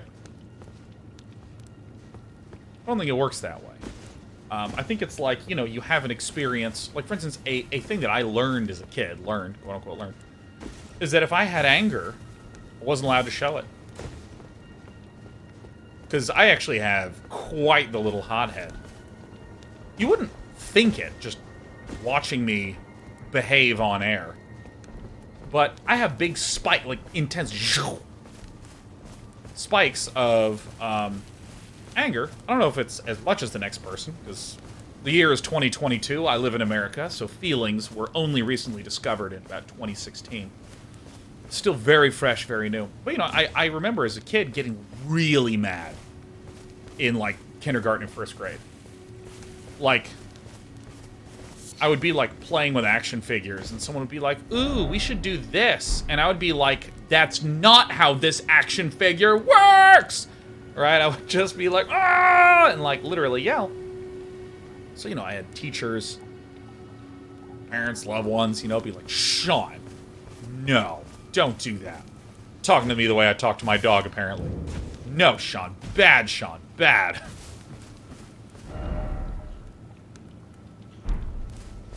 And I sort of just, like, learned that if I had a big spike of emotion, oh, no, can't really.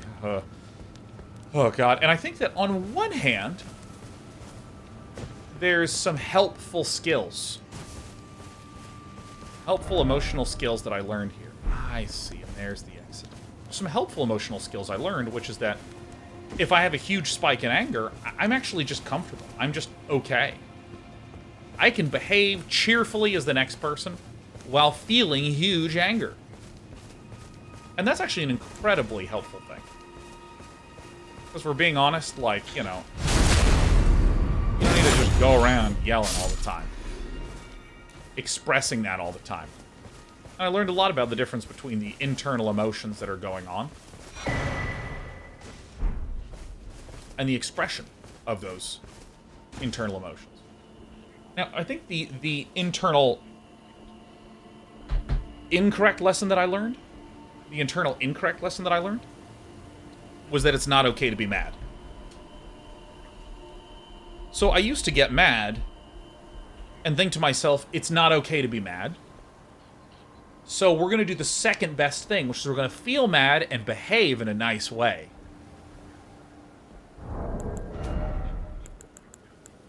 Lord of the Frenzied Flame. Beneath Leyndell, at the very bottom lies our Lord, Lord of the Frenzied. The three fingers who hold us in thrall. Ha! Alright, well, we've already discovered that shit.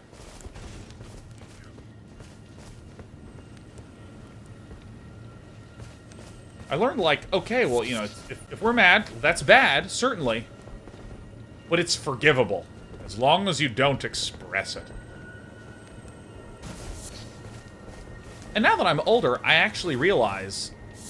Well, realize is the wrong word. It actually just took a very, very long time to develop and build this understanding. We actually have to come up this way and work around like that. These little markers. And you know, again, like, even in my early 20s when I was first broadcasting, I was like, hey, it's literally never okay to be mad. You can avoid anger all the time. And again, it had these sort of helpful outputs. And to use a really extreme example, I want to differentiate between good versus helpful. Like, if you had a parent...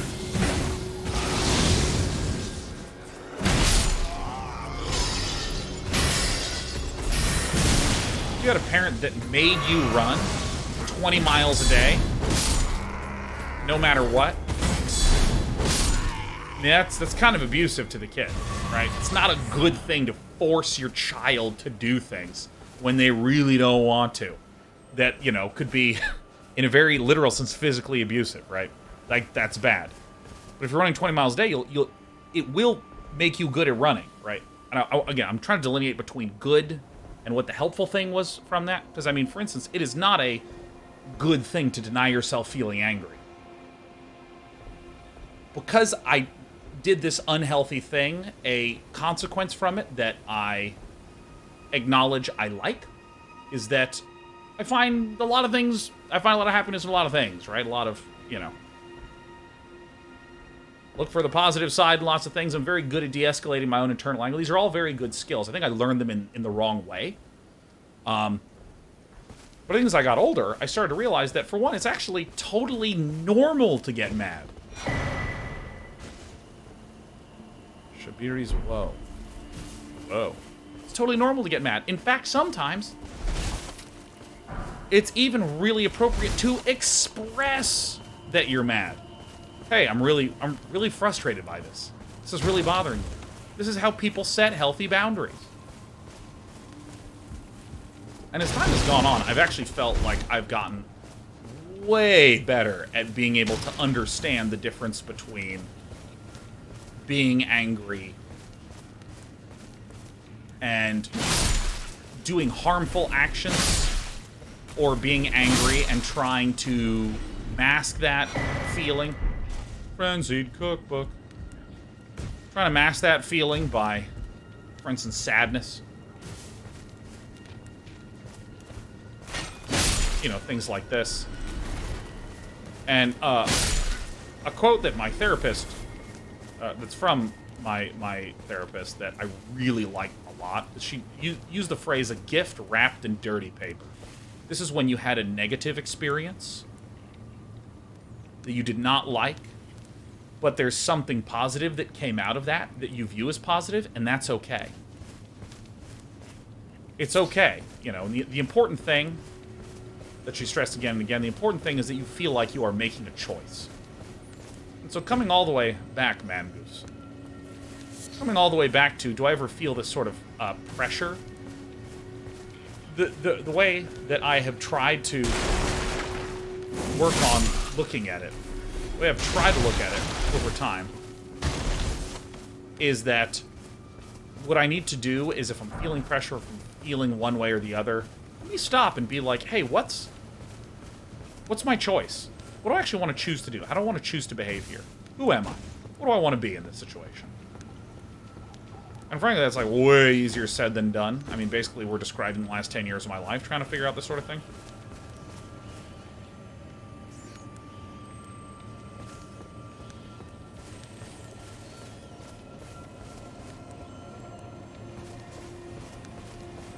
And I recognize, too, that, you know, a lot of the information is contextualized about who I am. I am someone who would, if I were never given any feedback, I would deny ever getting angry or upset about anything for any reason, and if I felt bad, what I would do is isolate myself, stop communicating with other people. Does this... Alright. I would isolate myself, I'd stop communicating until I felt better, and then I would step back out into the world. Yeah! Am I doing it? Have I figured it out? Oh god, did I figure it out? That's the way that I used to do things, right? I say right like, yeah, Sean, that's true.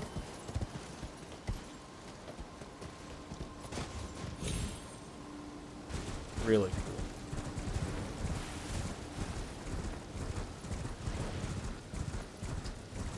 You know, like, who I am and how I react to things is an important part of it. Like, I spent years and years and years and years and years and years denying myself, don't get mad, don't express, don't do anything, don't react. Be nothing as much as possible. But if you are something, you better be disarming and pleasant. Otherwise, you'll ruin everything for everyone. And to have someone say to me, Sean, you don't need to deny yourself those feelings. It's okay to be mad. It's okay to feel mad. I think it was a really helpful thing for me to hear as a person. And hey, Sean, it's okay to express your anger. That's okay to say to, you know, younger Sean. That's an okay and healthy thing to say as a remark to me. Whereas if there's someone who is constantly being frankly really mean to other people, saying to them, hey, it's okay to express your anger, means something different. Because they're a different person. So, this is all to say I just kind of recognize that this is not a one-size-fits-all bit of advice.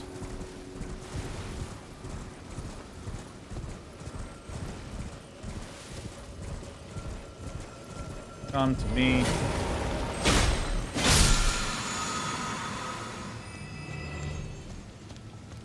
Whoa, whoa, whoa, whoa, whoa, whoa, whoa.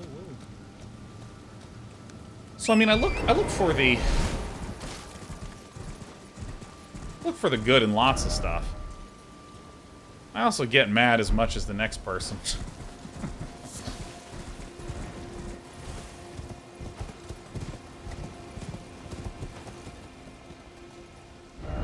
Sometimes even at people trying to help me with my sound check when I'm only talking to Ghost Stalker.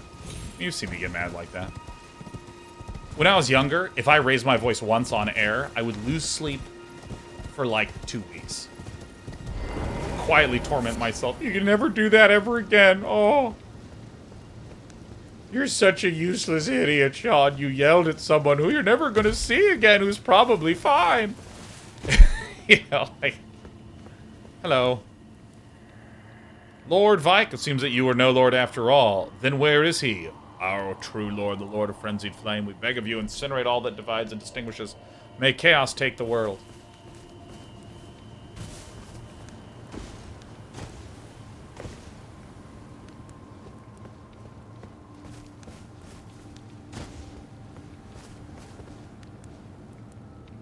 Doomtrain says, this is a game playing the Windows XP startup noise occasionally in the background. I don't know. There's times when I hear a noise and my brain is just like, that's Sonic the Hedgehog picking up a coin. Anyone who lives in California and is driven on the 5 freeway between San Francisco and LA, all the gas stations use the Sonic the Hedgehog coin noise. Master Mike says, unironically, can I ask why Ghost Stalker is top picking for audio issues? Obviously, I mean over other mods, not chatters. Lowest ping. It's consistency of connection. If I am good with Ghost Stalker, that means that the audio is going to be good for 90% of people. Very frequently, specific individuals will have audio issues specific to their setup. So I am never going to allow any random chatter to come in and do things because they haven't controlled variables in the way that Ghost Stalker and I have.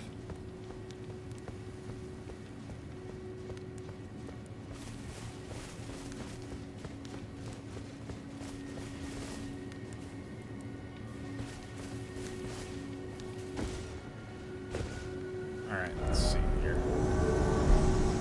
Alright. Sorry, man. I'm, like, really over-leveled. Sorry, buddy. Fingerprint, grape. Key item. Vike's War Spear. Oh, I have enough to level up.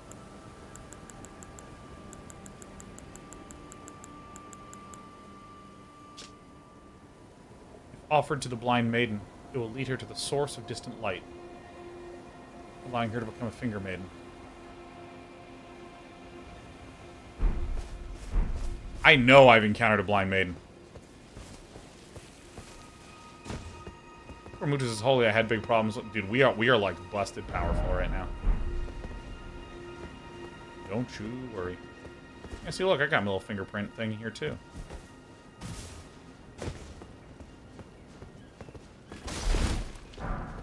All this feelings and perspective shit is really tough and really complicated. Because, you know, one of the things that when it comes to feelings,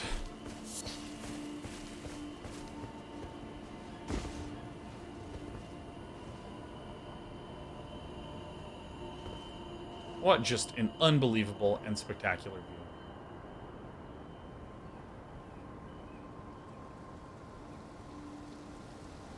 Jesus, this fucking game.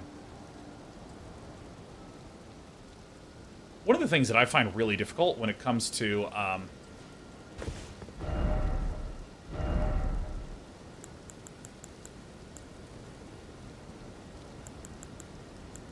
it's a beautiful view. The one thing I find really hard is the idea of it can feel, in virtually all situations, like, there's your perspective, and there's my perspective. What's the right perspective? What's correct? You might be like, what do you mean, what's correct? Well, you know, so let's say... Finger maiden fillet, finger maiden robe, finger maiden shoes, finger maiden toe.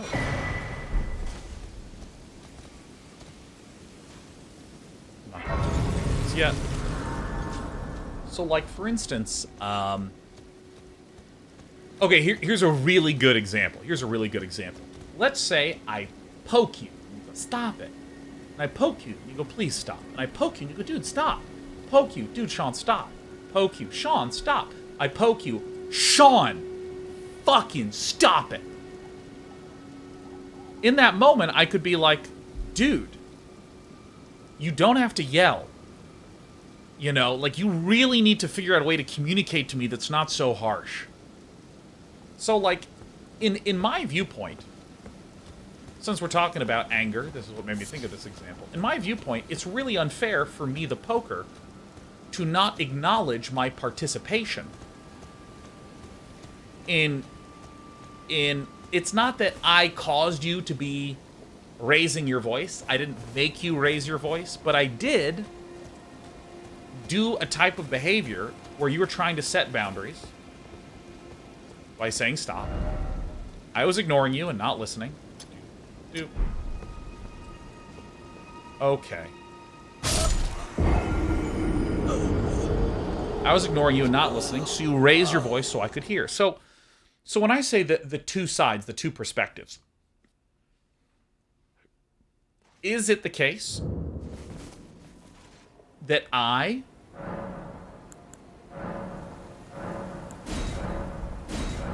Is it the case that it's my responsibility to withstand your anger in that and withstand your yelling? Is it my responsibility to do that?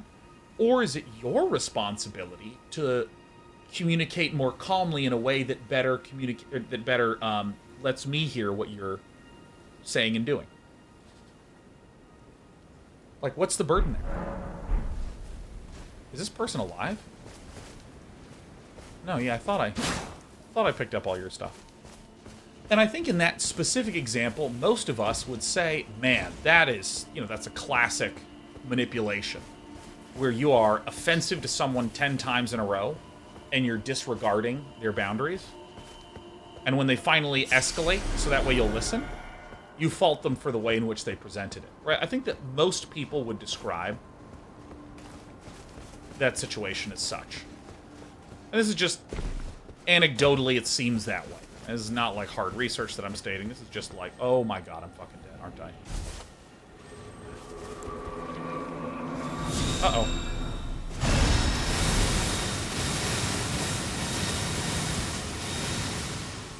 Anecdotally, I think a lot of people would agree with that sentiment. I care a great deal.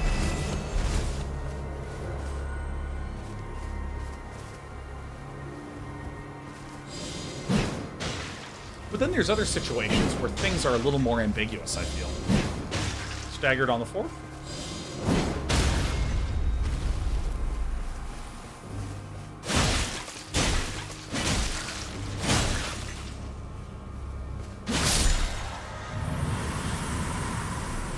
$399. Wow, I'm over leveled.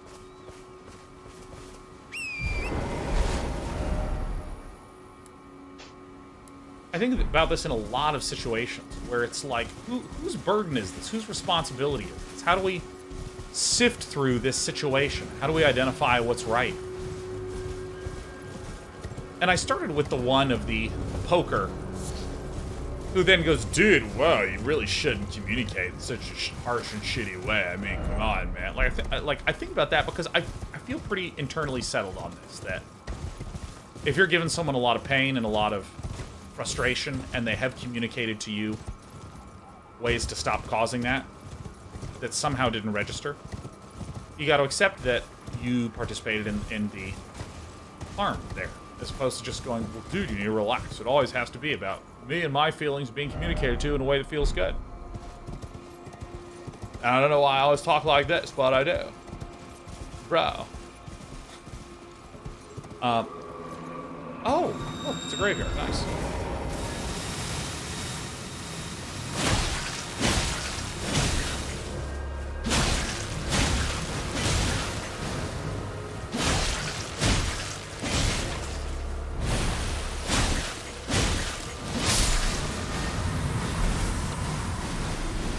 Oh, what am I talking about? What am I talking about? What am I talking about?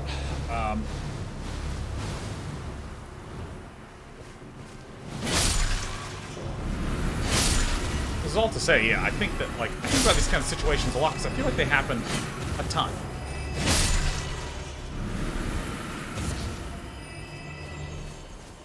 I don't know, I think it's something it's just kind of always on my head, honestly. Always, just, this situation that I just heard someone talk about. What does one person do? Where does the responsibilities lie? Because, I mean, there's other things like, let's say I have a roommate, and I do the dishes, say, every 3 days, and they want the dishes done every day. And let's also imagine that there are enough dishes in this household that someone not having dishes, not having bowls to, make breakfast, this never happens. It's just that the issue here is that I would leave dishes in the sink for a few days. And let's say this is bothering my roommate. Where's the burden lie in this? Where's the burden lie in this? Is it my responsibility to understand that this irritates my roommate and to increase the frequency of my cleaning? Or is it my roommate's responsibility to understand that it's okay to wait a few days to do the dishes? There's not like flies, we're not low on dishes. It's okay to do it somewhat infrequently. And they need to learn that. Whose responsibility, whose onus is this? Alright, so I think that, let me just note that I have cleared off this, so I think it's time to go to Grail's Dragon Barrow, huh? And I want to start all the way up at the Isolated Merchant's Shack and work my way this way. I think I like the drama of this. Right. And one of the most useful pieces of advice that I heard, a really useful piece of advice is, it's both people's fault. Not as in, hey, you need to both beat yourself up and say you did it wrong. It's that when you accept fault for something, it means that you can take responsibility and change that thing. So really, it's, oh fuck, it's whatever works among the two of you. And what you have to understand is that whatever works in this, oh shit. Sky shot. Can this guy hit me?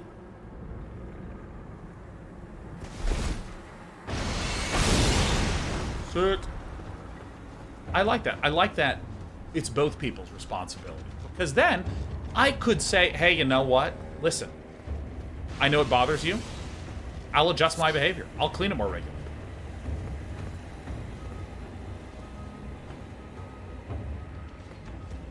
It could be that one person says, hey, you know what? I'll take responsibility. I really need to get over this. It's not affecting me in any negative way. It's okay. You could both go, yeah, you know what?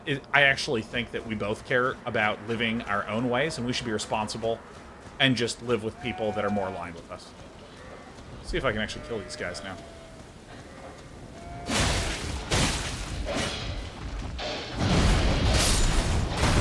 Oh, yeah.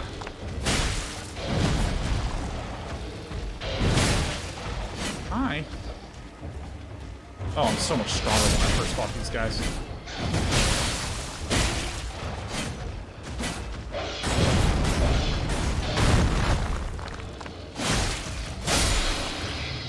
Yeah. Hey, let's not chew on that. Please don't chew on this. Please, please, please, please, please, kitten. Kitten, good little kitten.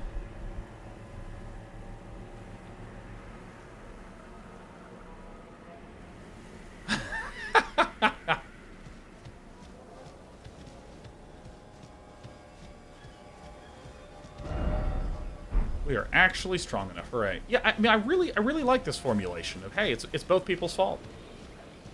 In that, in a lot of situations, each person could figure out a way to contribute in this situation. What? Uh-oh, she's typing zeros. She's on my numpad.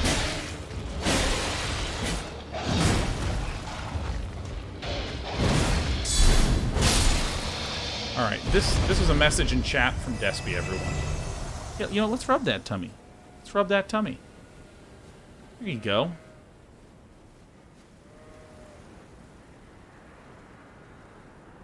Thanks, Desper. It's a good cat. Yeah, you got your little leg here? Alright, be careful. Gonna knock my drinks over. Alright, this is a good little cat.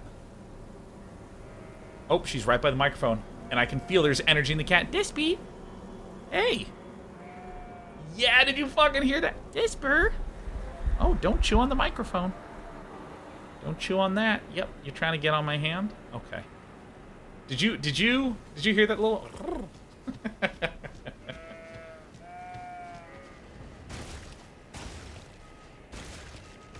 But yeah, this whole spurple, this whole spiel about whose responsibility, what is this? This is connected to back to what I was talking about with onus.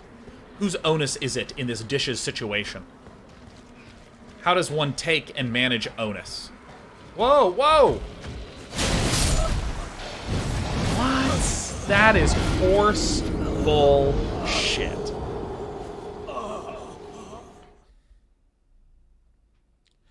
Wadi tosses, did Twitch change the way VODs are uploaded so I can't go watch the start of stream at 2x to catch up anymore? You're correct. You are correct. It was changed. And I believe that this is due to... my understanding is that it's due to various copyright scan things where it's trying to properly scan and manage and make sure that this VOD doesn't have me, you know, talking over some new Rihanna song or whatever.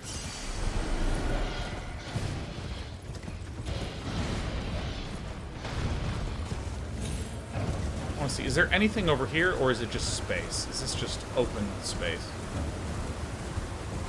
So the way it works now is that when I'm streaming, the VODs become private, and then afterwards, there's some little review period, and then I'm able to make them public. My music player is a DMCA-free music player.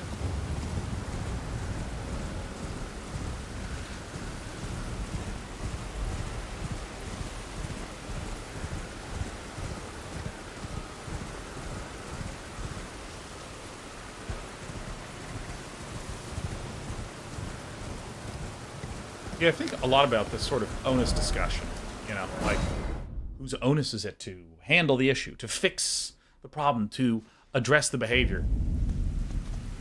And I think it's particularly interesting in a work setting. Where's the abandoned cave? You want to head east, huh? Particularly interesting to me in a work setting, you know, where it's like, you're working with a huge, diverse set of people with different working patterns, different communication styles. Where do the responsibilities lie in people adjusting and changing their behavior? Mr. Cuban Cigar. Gifting us 5. Thanks, Mr. Cuban Cigar. Dorfus, is that a today thing? I believe that if there is audio where there's... I don't exactly know how it works. It's honestly news to me. Okay. It's news to me exactly the way in which it works.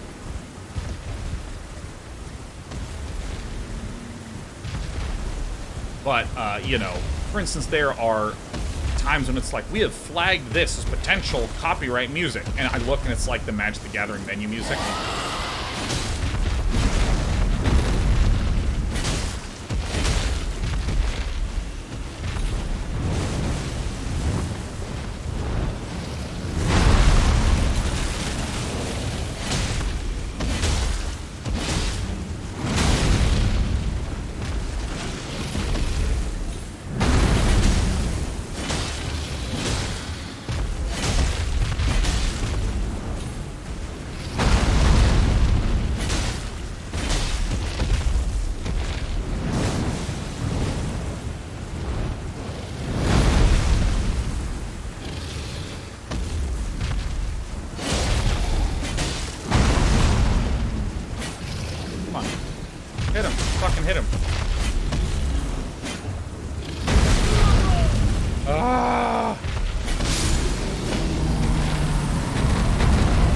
Baby. Ankle Slayer.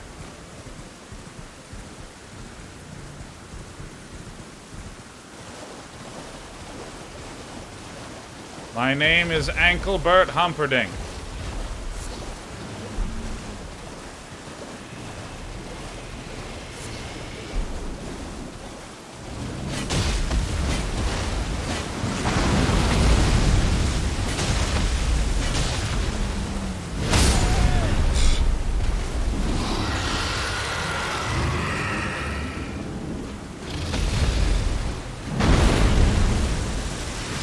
The leg.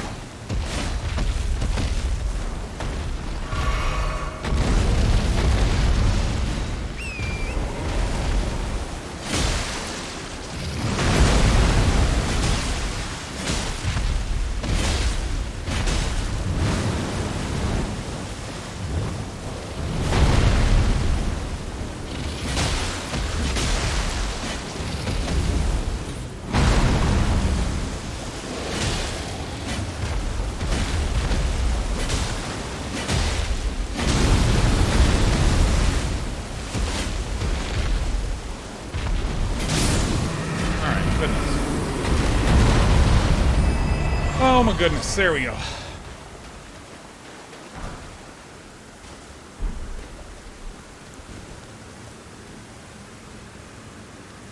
I remember when I first came up right over here, I saw a huge dragon wing. So let's go to this place first.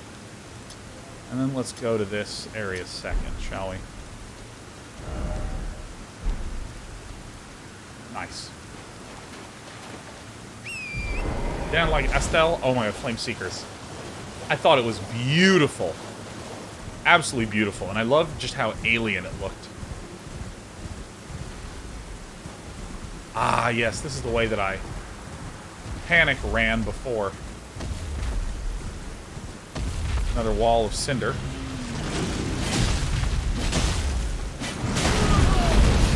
Okay.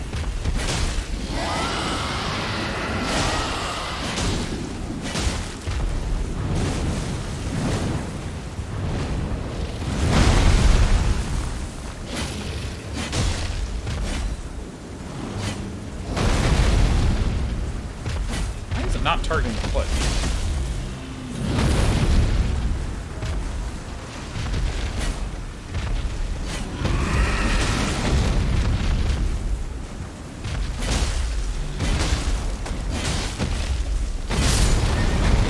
Oh, my horse. Alright, well, whatever. What? Ah. Hitbox soul.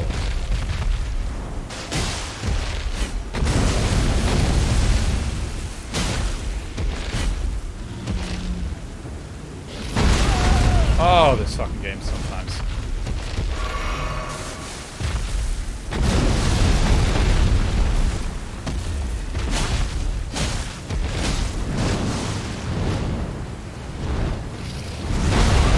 Alright, that was on me.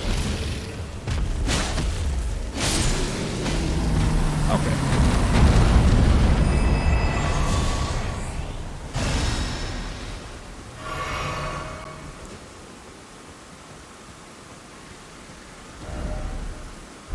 Nice.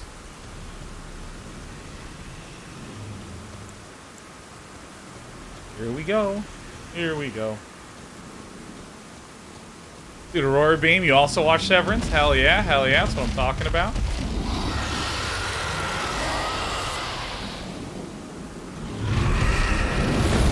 Oh shit.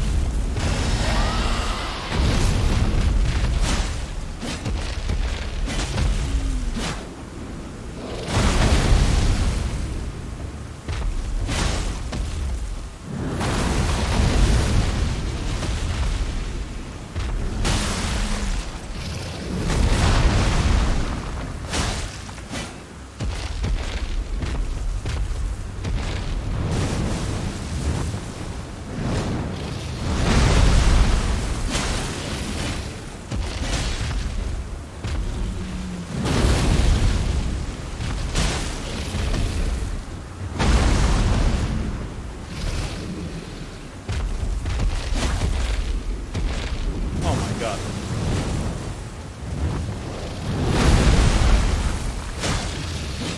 It's just so hard to, like, in a physical sense, just hitting these guys. It's so much easier on the horse.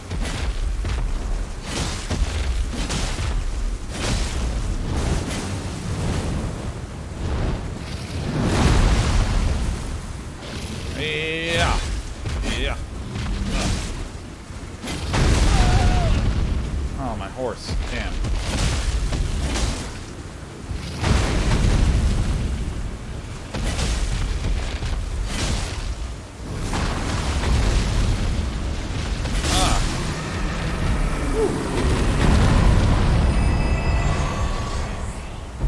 Dude, yeah. Oh my god. Severance is just the fucking bomb. Oh my god, is this the Great Dragon up here?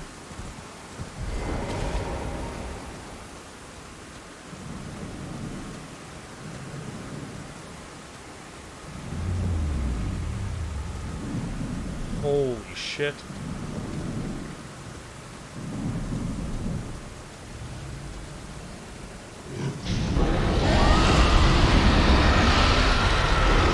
Oh my fucking god.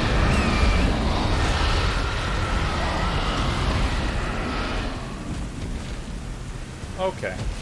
Alright. Okay.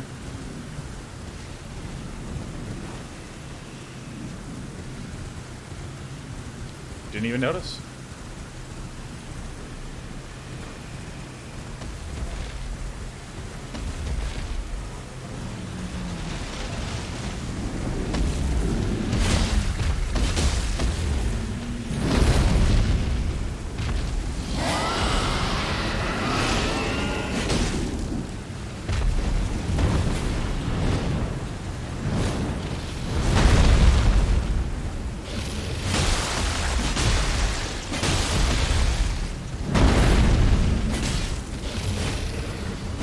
Gotcha. Gotcha. Yeah. Alright. Nice.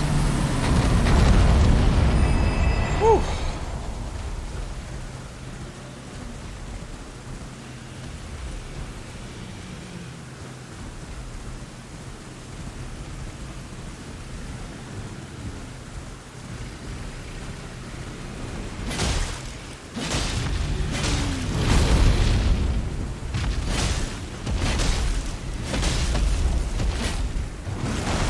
Oh, wrong move.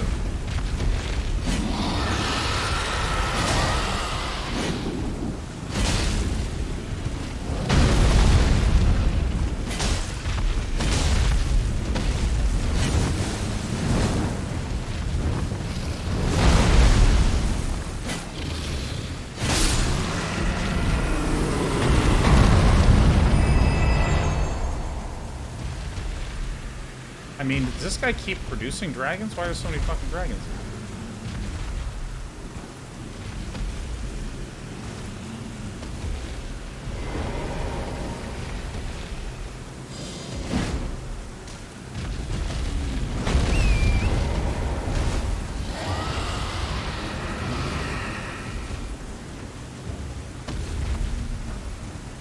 Hell yeah. Alright. Coming up.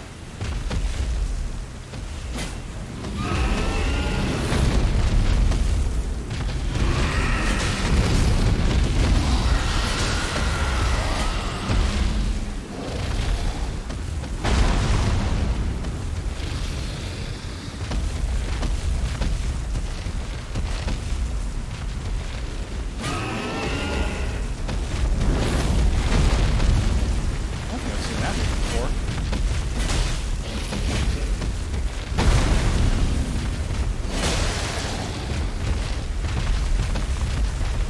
I see and hear this other dragon behind him, so I'm just gonna...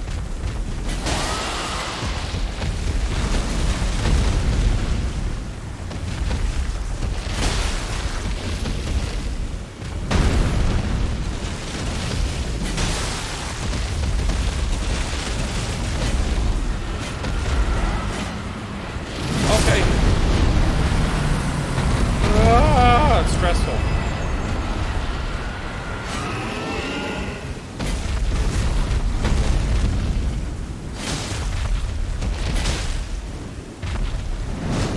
I need to like put in moisturizers in my eyeballs, like not in game, in real life, because I keep not blinking.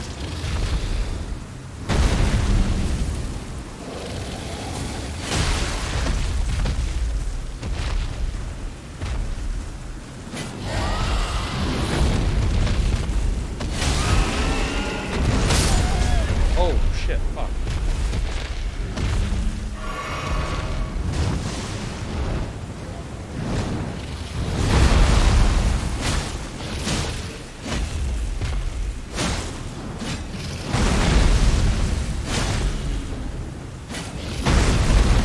Ugh!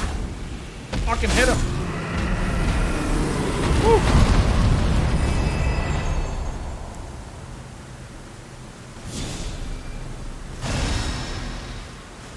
Alright, let me briefly get some water.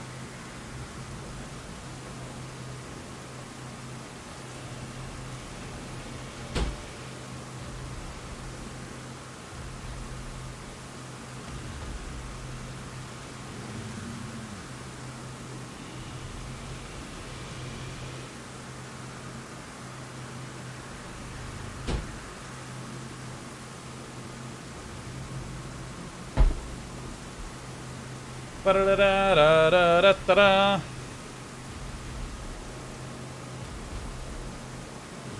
Alright, alright, alright, alright, alright. Alright.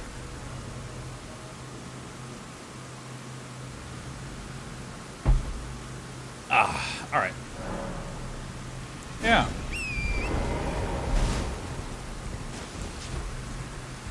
So I don't see new dragons, but I do see this old, poor dragon.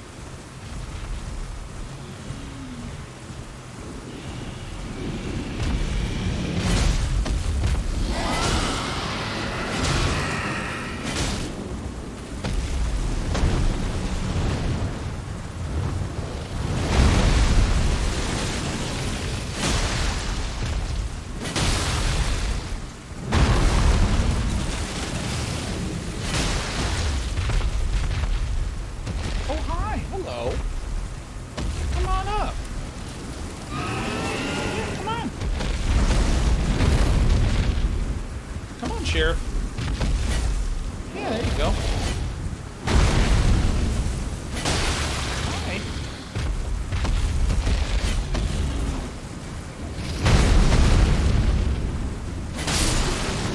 Yeah. Oh,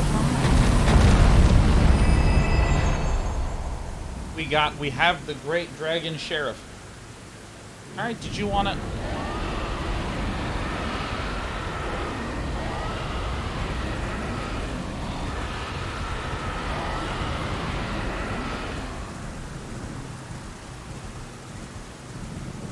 Are there just new dragons getting summoned?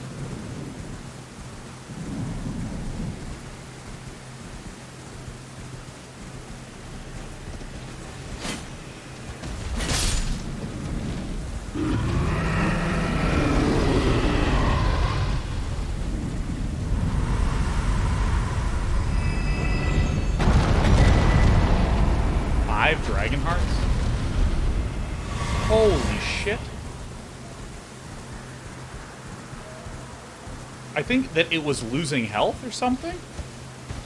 I don't understand. That is literally the most anticlimactic thing ever. Caden says, I've never seen that encounter done the correct way. Very awesome. I guess it loses health as I'm picking off the small dragons?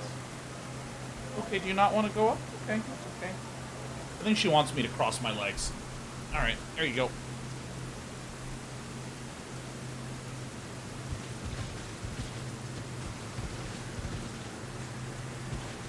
So that's probably why the main dragon was at half health, because it kept summoning them.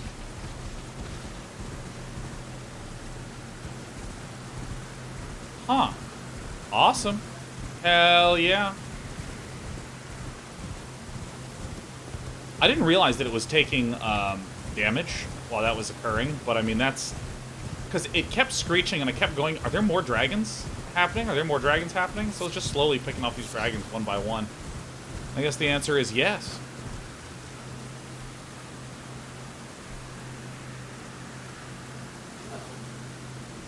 Love you, Sheriff. Okay. Hi, everyone. I'm back. I had a very sweet little intimate moment of love with me and my cat.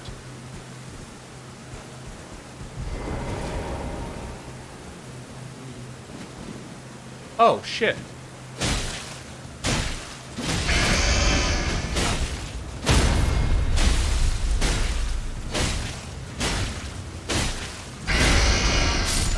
What the fuck is this thing? Holy shit, dude. Are you kidding me? Is this a joke? Holy fuck.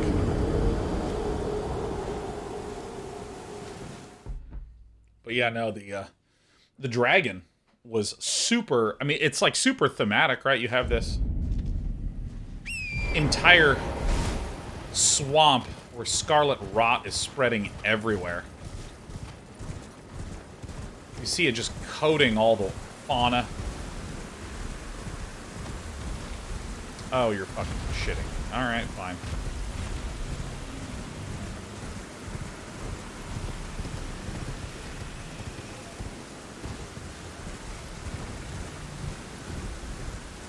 So there's a great dragon that is dying to scarlet rot. That's super, super cool. Begging the little dragons to help defend it, and then I just, like, poke its nose once. Get a whole level's worth of soul, or as I like to call it, +1 endurance.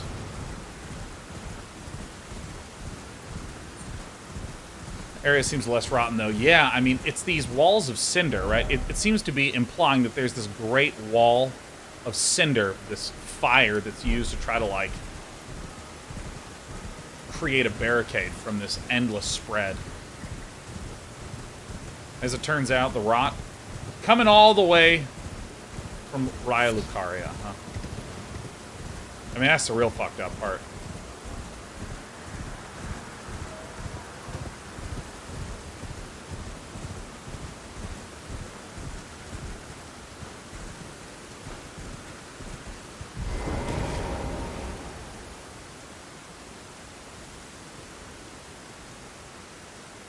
Right, I mean, it's literally called the Lake of Rot.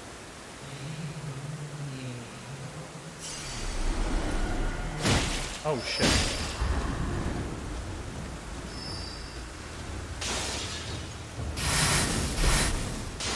Actually, I should block it. Oh, shit, the black fire? What the fuck?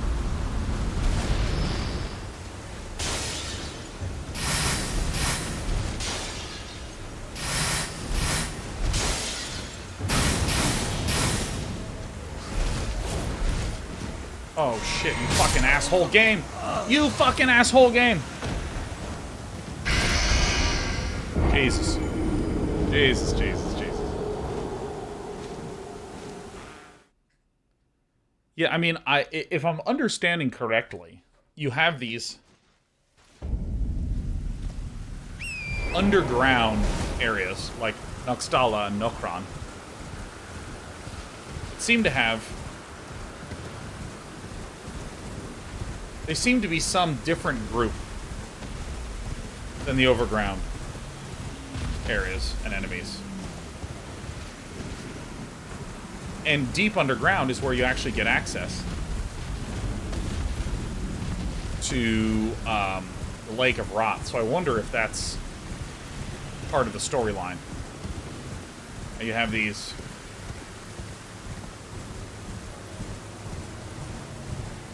this underground civilization that was poisoning the overground ones with this rot. I don't know.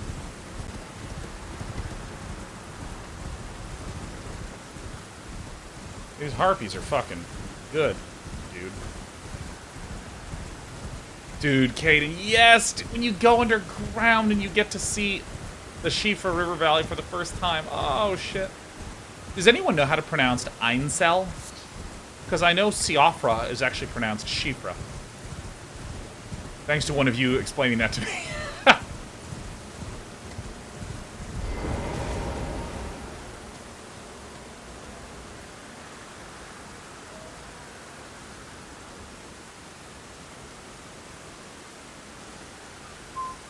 Can't remember any NPC saying Ainsel.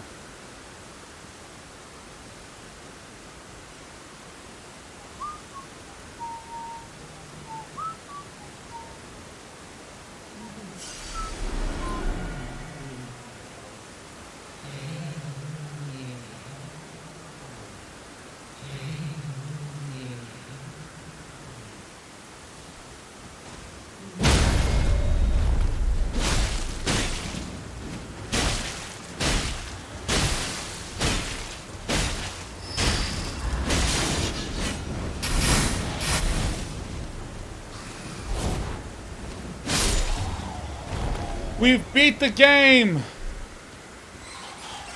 Oh, fuck.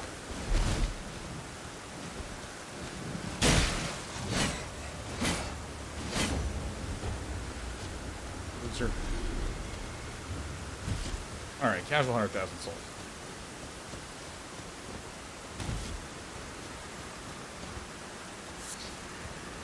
Alright, as usual, we're going to continue to check behind things.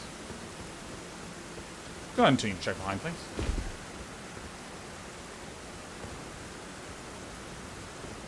Literal wings falls to death. You know, I love to see it. Love to see it.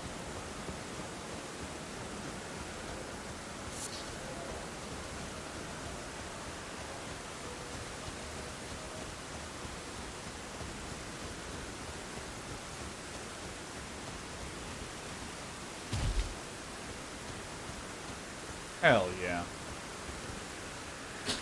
Clong. So, let's see here. Let's rest at the site of grace. I don't think I really need to upgrade my... I may as well just keep jamming into intelligence until I get to 16. 16 is really what I want for the Ruin's Greatsword.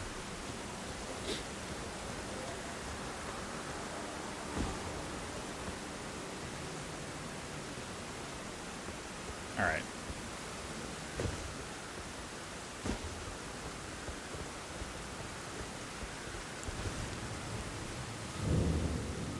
Hey! Hey! Oh, shit. Hold on.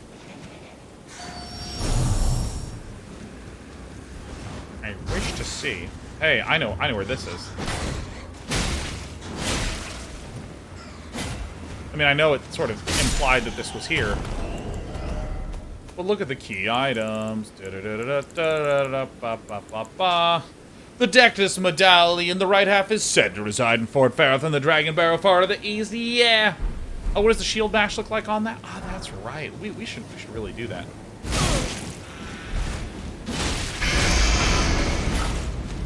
Fucking asshole.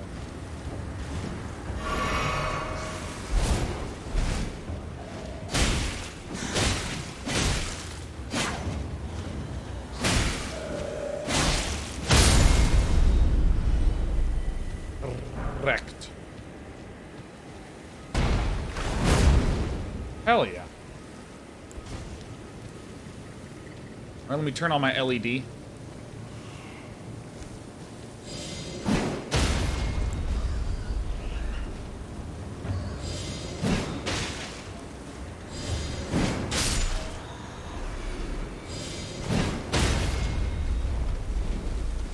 Oh, that's a daddy, huh?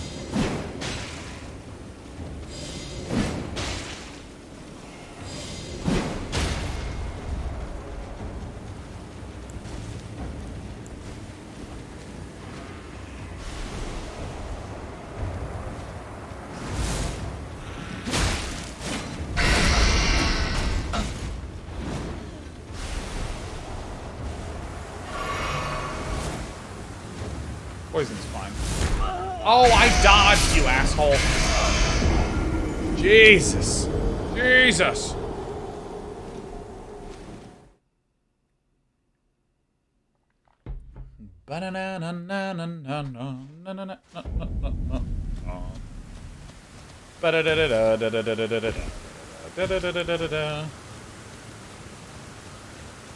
Well, these are the hardest monsters in the fucking game. That's, you know, it seems sensible to me.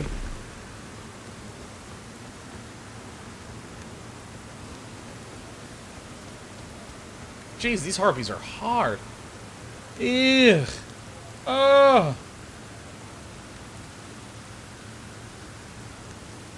Shane M says Sean's attention to detail is insane. It's like he's playing with a guide. Well, I mean, one of the benefits that streaming does is people ask you a lot of questions about what you've done, where you've been, what you've been thinking. So it kind of forces your brain to rehearse things. Not rehearse things.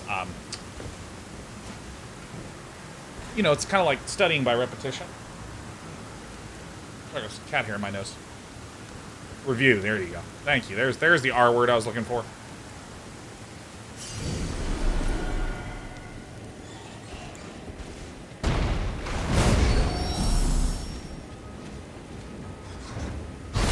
So, like, you know. And also when I get stuck, I'm not playing particularly fast, so it gives me a lot of opportunity to review. And to just think about things. I do the recaps before and at the end. Like, I would not have thought to go back to Nokron. But the fact is that I was showing, you know, oh, I've been to Nokron, I've gone here, I've done this sort of thing. And then as I actually took a look, I was like, actually, I don't think I've explored here. And that's when we found, I don't remember what it was called, like Night City. Something Night.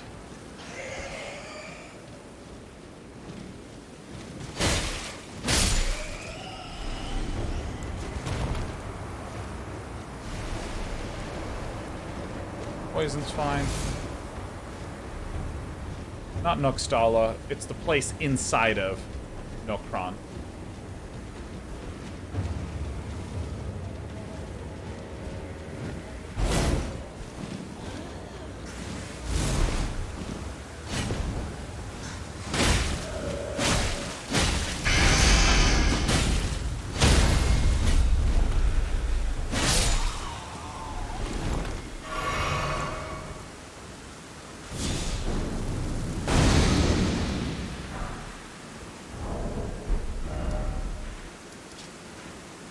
It was Knight's Sacred Ground, that's what it is. Whoa!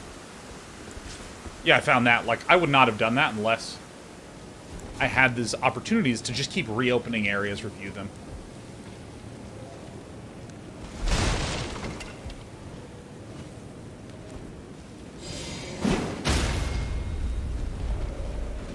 Okay, I see a second one.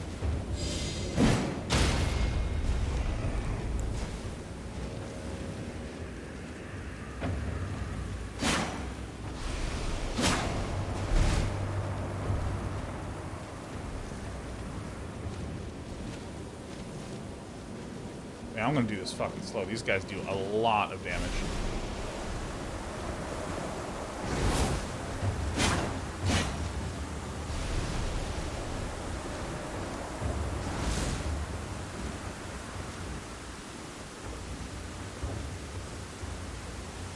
What?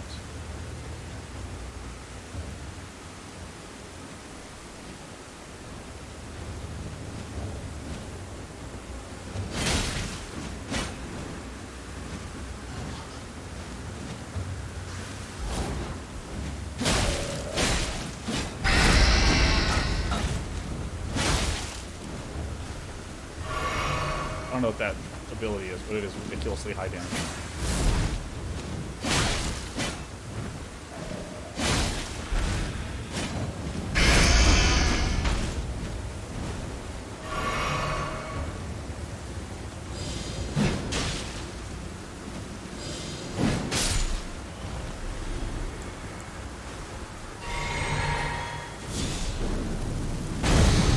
Okay, good God. And I'm actually going to go to this.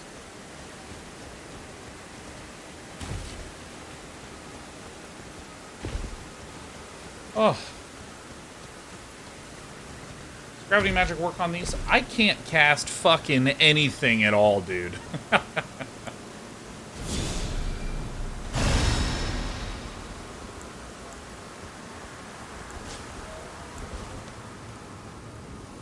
I am trash. Spell casting. There she is.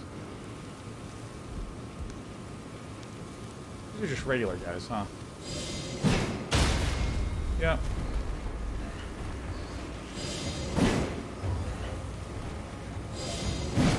Fucking asshole. What is this? Oh.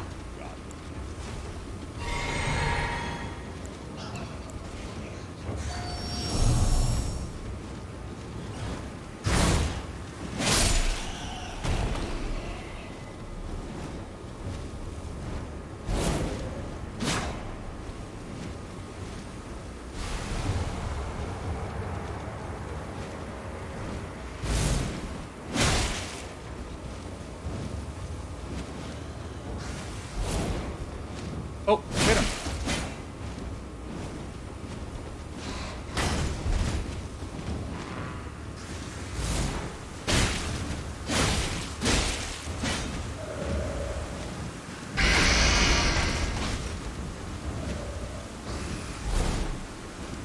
Fuck on. Oh.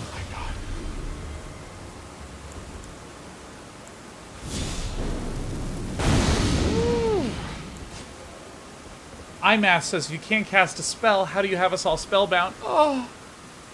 Oh. Oh, fuck. Hell yeah, I mathed it. That's how it's done.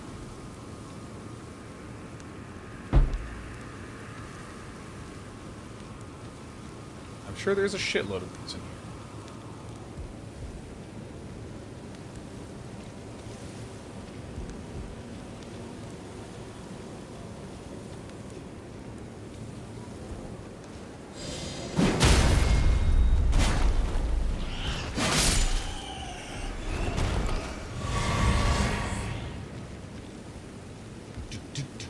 Is this a No Spirit Ashes run? I mean, not deliberately IO blank, just kind of incidentally. Because when I'm up against bosses, one of my favorite things to do is to learn the boss fights, learn the boss patterns, experience, you know, experience learning how my own moves and strengths and weaknesses as a character interact with and or line up. What do we have here? Huh, I wonder what these are about. Huh.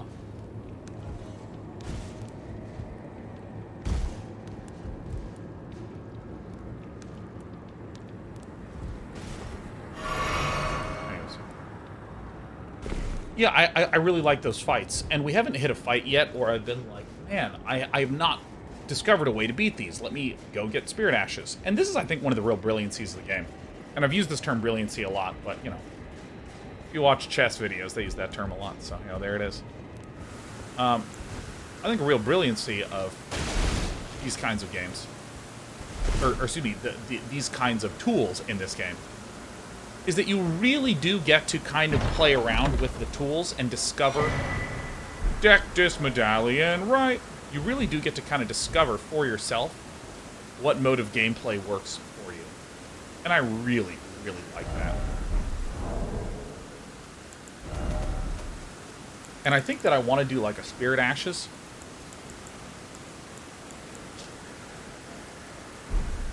I want to do like a Spirit Ash spellcaster run, where I'm like summoning little babies to tank for me. Then I'm sitting shooting spells from the backside. Oh, hey guys.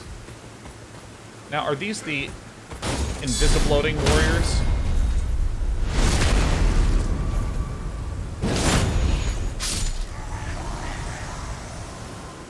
Yeah, and I think that Spirit Ashes are a really unbelievable and cool part of the game that, like, frankly, I've never even really gotten to play with in any of the Souls games, because I play Souls games offline.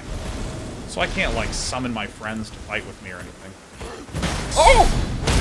Oh my god, where did that fucking asshole come from?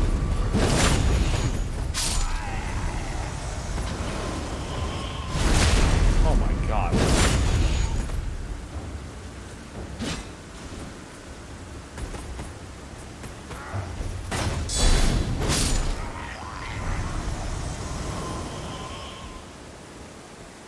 Jesus, I really clenched my booty.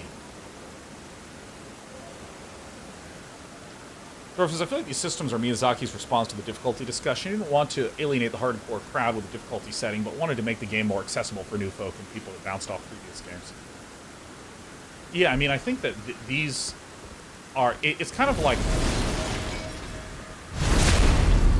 The loop of the game really is one of, ooh, how are you supposed to beat this guy? Ooh, wait, I see an opportunity here. Oh, wait, maybe there is no opportunity for attack here. Actually, what if I tried this? And there's a lot of, what if this, what if this, what if this, what if this? And, you know, common thing with players who are developing expertise.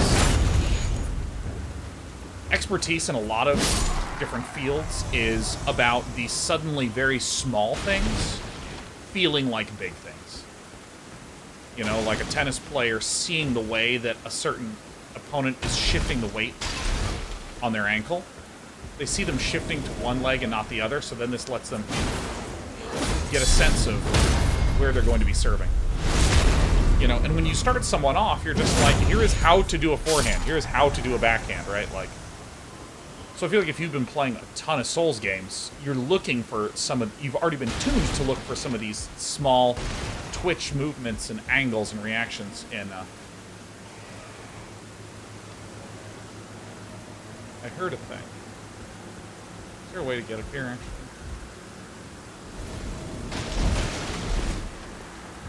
You know, you're already looking for these sorts of things if you've played Souls games before. But if you're, like, new to Elden Ring, you've never seen this stuff at all. And, I mean, it's been really interesting to watch Brit play, because, I mean, she just uses tons of experimentation. Every fight, she's, like, trying different weapons and, like, trying out different ashes and, like, looking at what she could craft to help herself get ahead at the start of a fight. And I'm looking at it, I'm like, this is actually, like, pretty fun. I wish I'd done this. Turn on my LED here.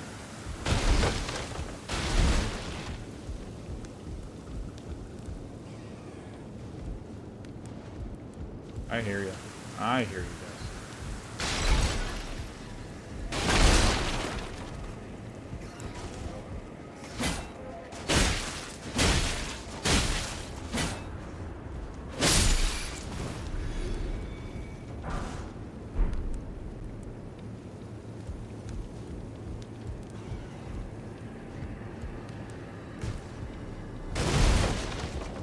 Crashing into barrels is way too fun in this game.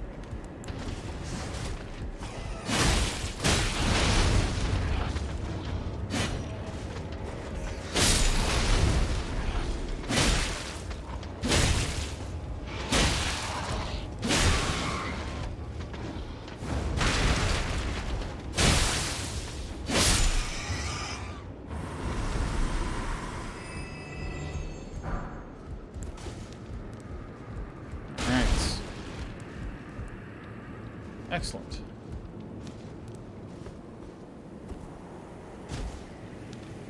Hey, excellent.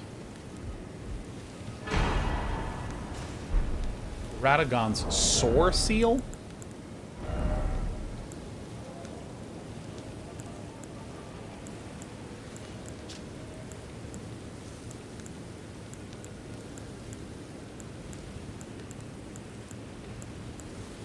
I mean, yo, look.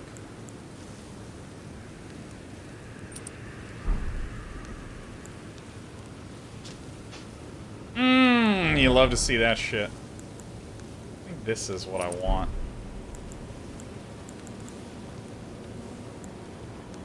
I mean, this is...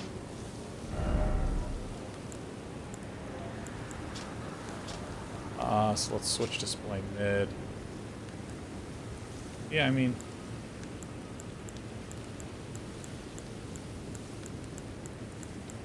That's really, really insanely, alarmingly good, huh?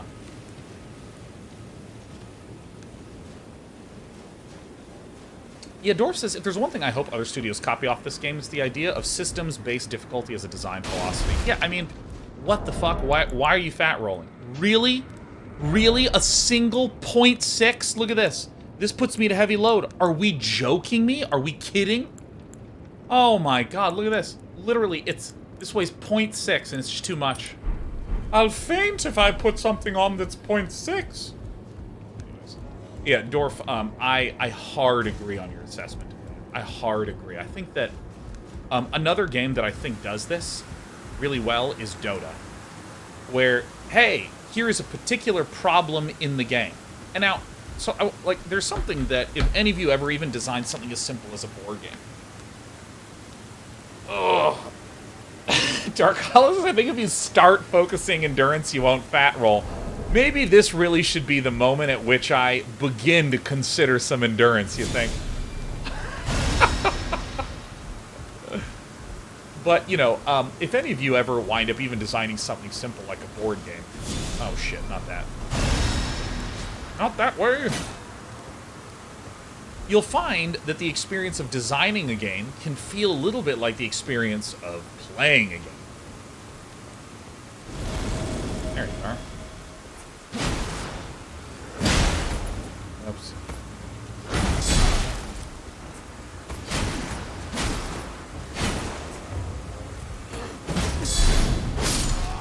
And we ask ourselves, okay, what's the mistake that could come from that? Right, if we're trying to get better at something, we always want to ask ourselves what we could possibly do erroneously.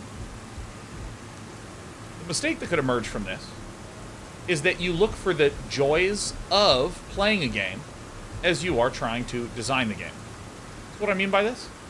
I have a problem. Players aren't doing a specific thing. How do I come up with a system to make sure players don't have that problem? You come up with a system and you pat yourself on the back. Hooray, we're amazing. We did smart, good things. We're so awesome. We're the best designers ever. You know? Like, this sort of shit. And if you focus too much on this, this can make your game feel really flat. The players have one gameplay experience. Because you design your game to have one gameplay experience. And you say to them, ah, yes, but you see, you avoided all these problems, huh? Not good. Bad situation to be in. Very bad situation to be in. you want is for your players to be the ones solving the problems. You want your players to be the ones having those awesome, fun moments. If I died there, I'd have been pissed. And so, you know, I feel like the mechanism that this game does, that Dota does, is it's like, here is a system-level problem. Here's a system-level design problem. How do I give the players a tool to fix that? And then how do I expand that system?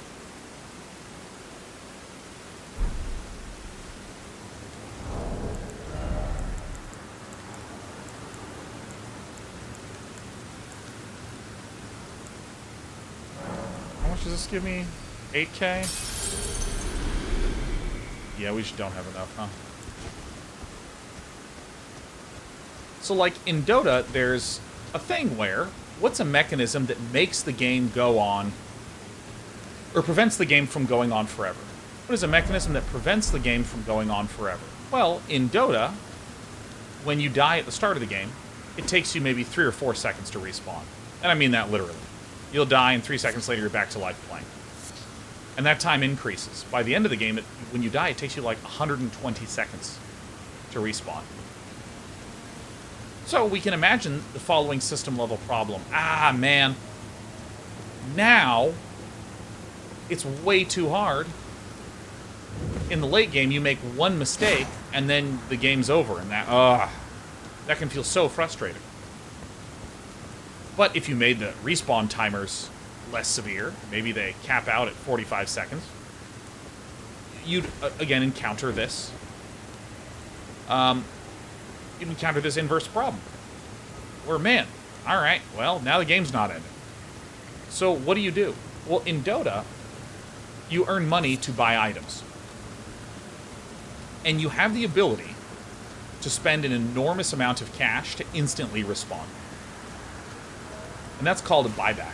And if you buy back, your buyback timer is 7 minutes long. So if you die and you buy back and you die again, you're dead forever. You're dead forever, man. It's so long. Perfect. Elden Ring break coming up. So I think that this is a really great example of saying, all right, well let's allow players this ability, this buyback capability, so that way they have another strategic thing to evaluate. And it also allows players, if they ever die and there's a long respawn timer, they don't feel entirely helpless. They can go, next time I play, next game, I really got to save for buyback in this position. And then when you play, you actually have like this sort of interesting, cool thing that you're trying to do. And I really love saying, okay, what happens if we scale this idea?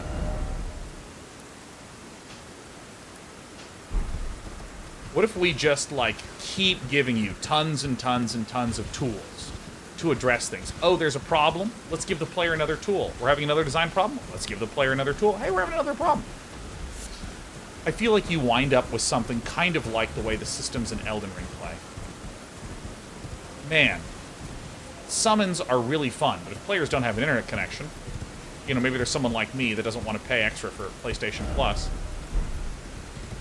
Oh, I see. There's this other sort of secondary path. Is that right?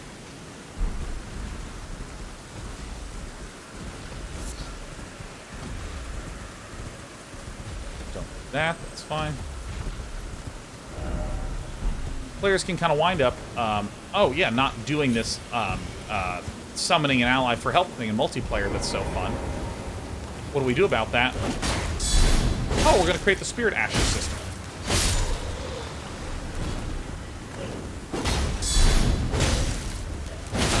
Oh, you're alive still?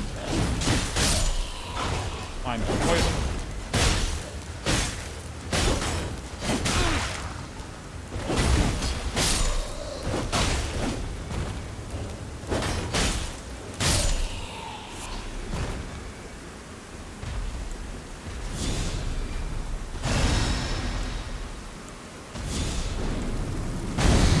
It's New Game Plus. No, it's a new game, level 1. This is as far as I've been, too.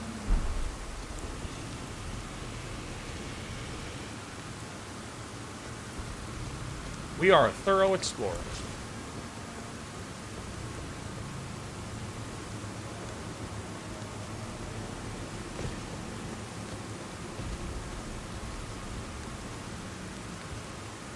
Oh, what's that mysterious golden light burgeoning behind me? Must be nothing.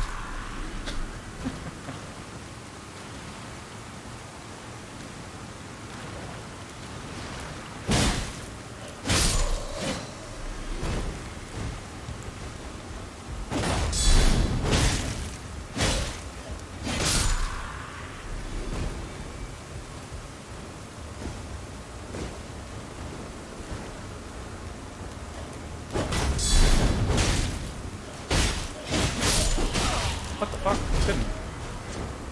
Oh, you're stabbing through the rock. How extraordinary.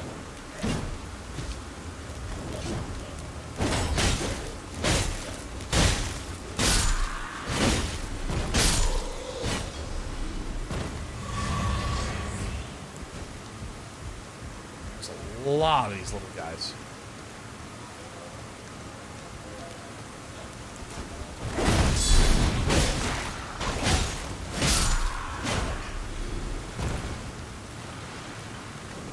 Oh, shit.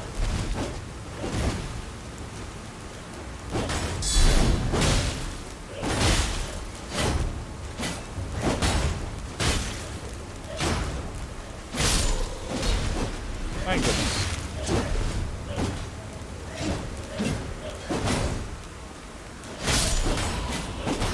It's the hardest group of these guardians that I've fought.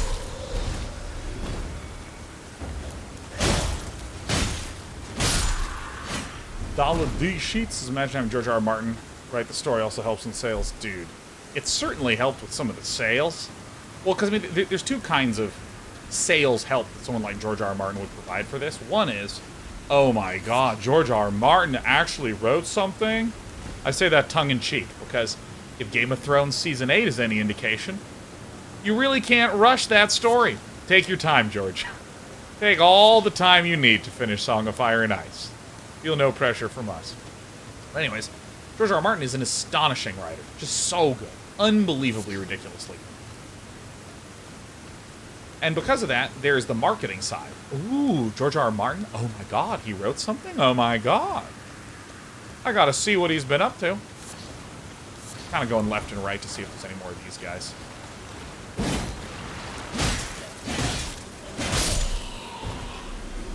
But I think another contribution is the fact that this game is really, really, really fucking high quality, man.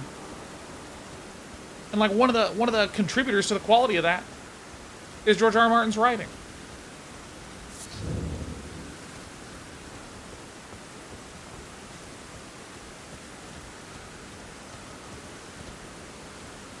Like a Sasquatch, the Season 8 of Game of Thrones basically wiped the Song of Fire and Ice from collective culture in record fast time. Yeah, I've never seen something that is that culturally significant disappear that fast from the cultural conversation.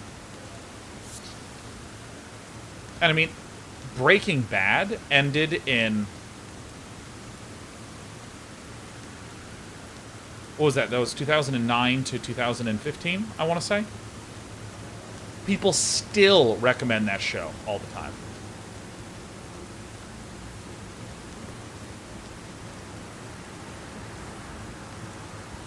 Sweet. Yeah, Sopranos, The Wire. Yeah, if you have something good, and it ends good, oh my god, just the reverberating impact.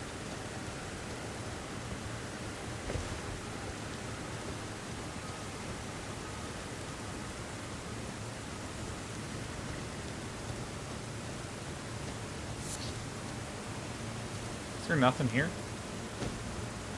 Is there nothing? Is there no avatar here? Because I'm going to use a restroom in a second.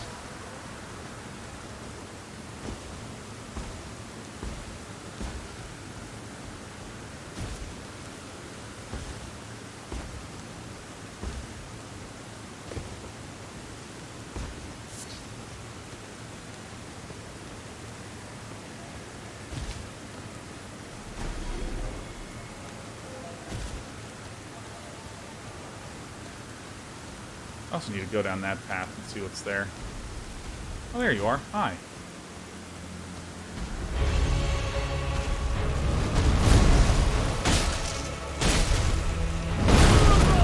Whoa! I thought I rolled in time.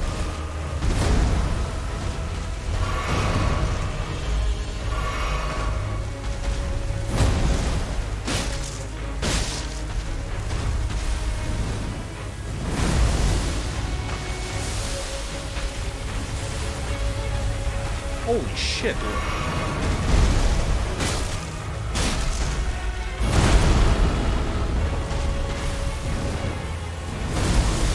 Oh, oh, oh. Ah. Ah.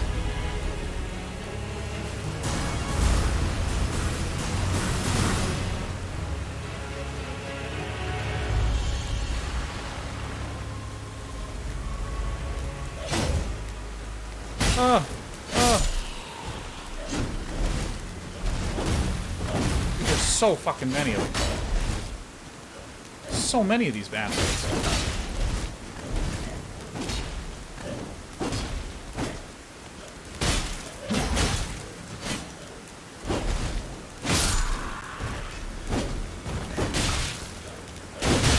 Oh, wrong buttons. No, I need to be hitting this one.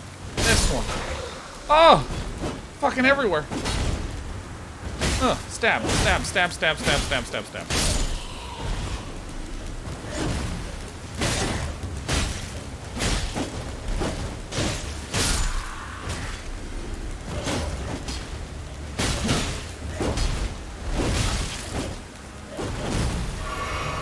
Hi.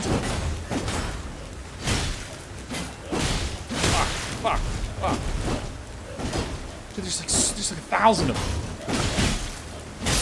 I'll ignore this one on my left for a second. Strength.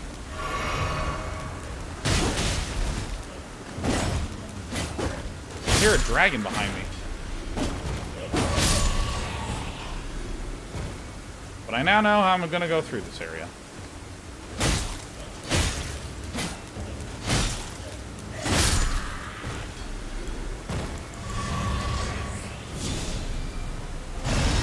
Alright, well, I'm gonna touch this.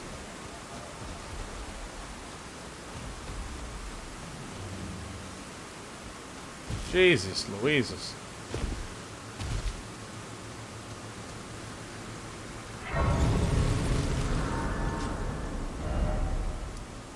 Well, I see this thing goes down this way. Oh my god. Actually, this is good. I'm gonna take a quick break here.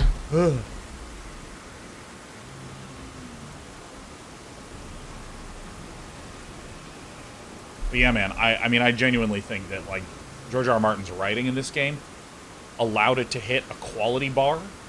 Because, I mean, if you have, like, a really good designer, a really good writer, amazing engineers that make everything feel really good and smooth to play, and make tools that allow your level designers to create crap loads of content and tons of different enemies and all this sort of thing. Change Scritchy time. Oh, yes, it's our favorite. It's our absolute favorite. Oh, we're purring so much. Oh, hello. Yeah, hi. Hello. I like to smell my mouth. It's a little thing we do.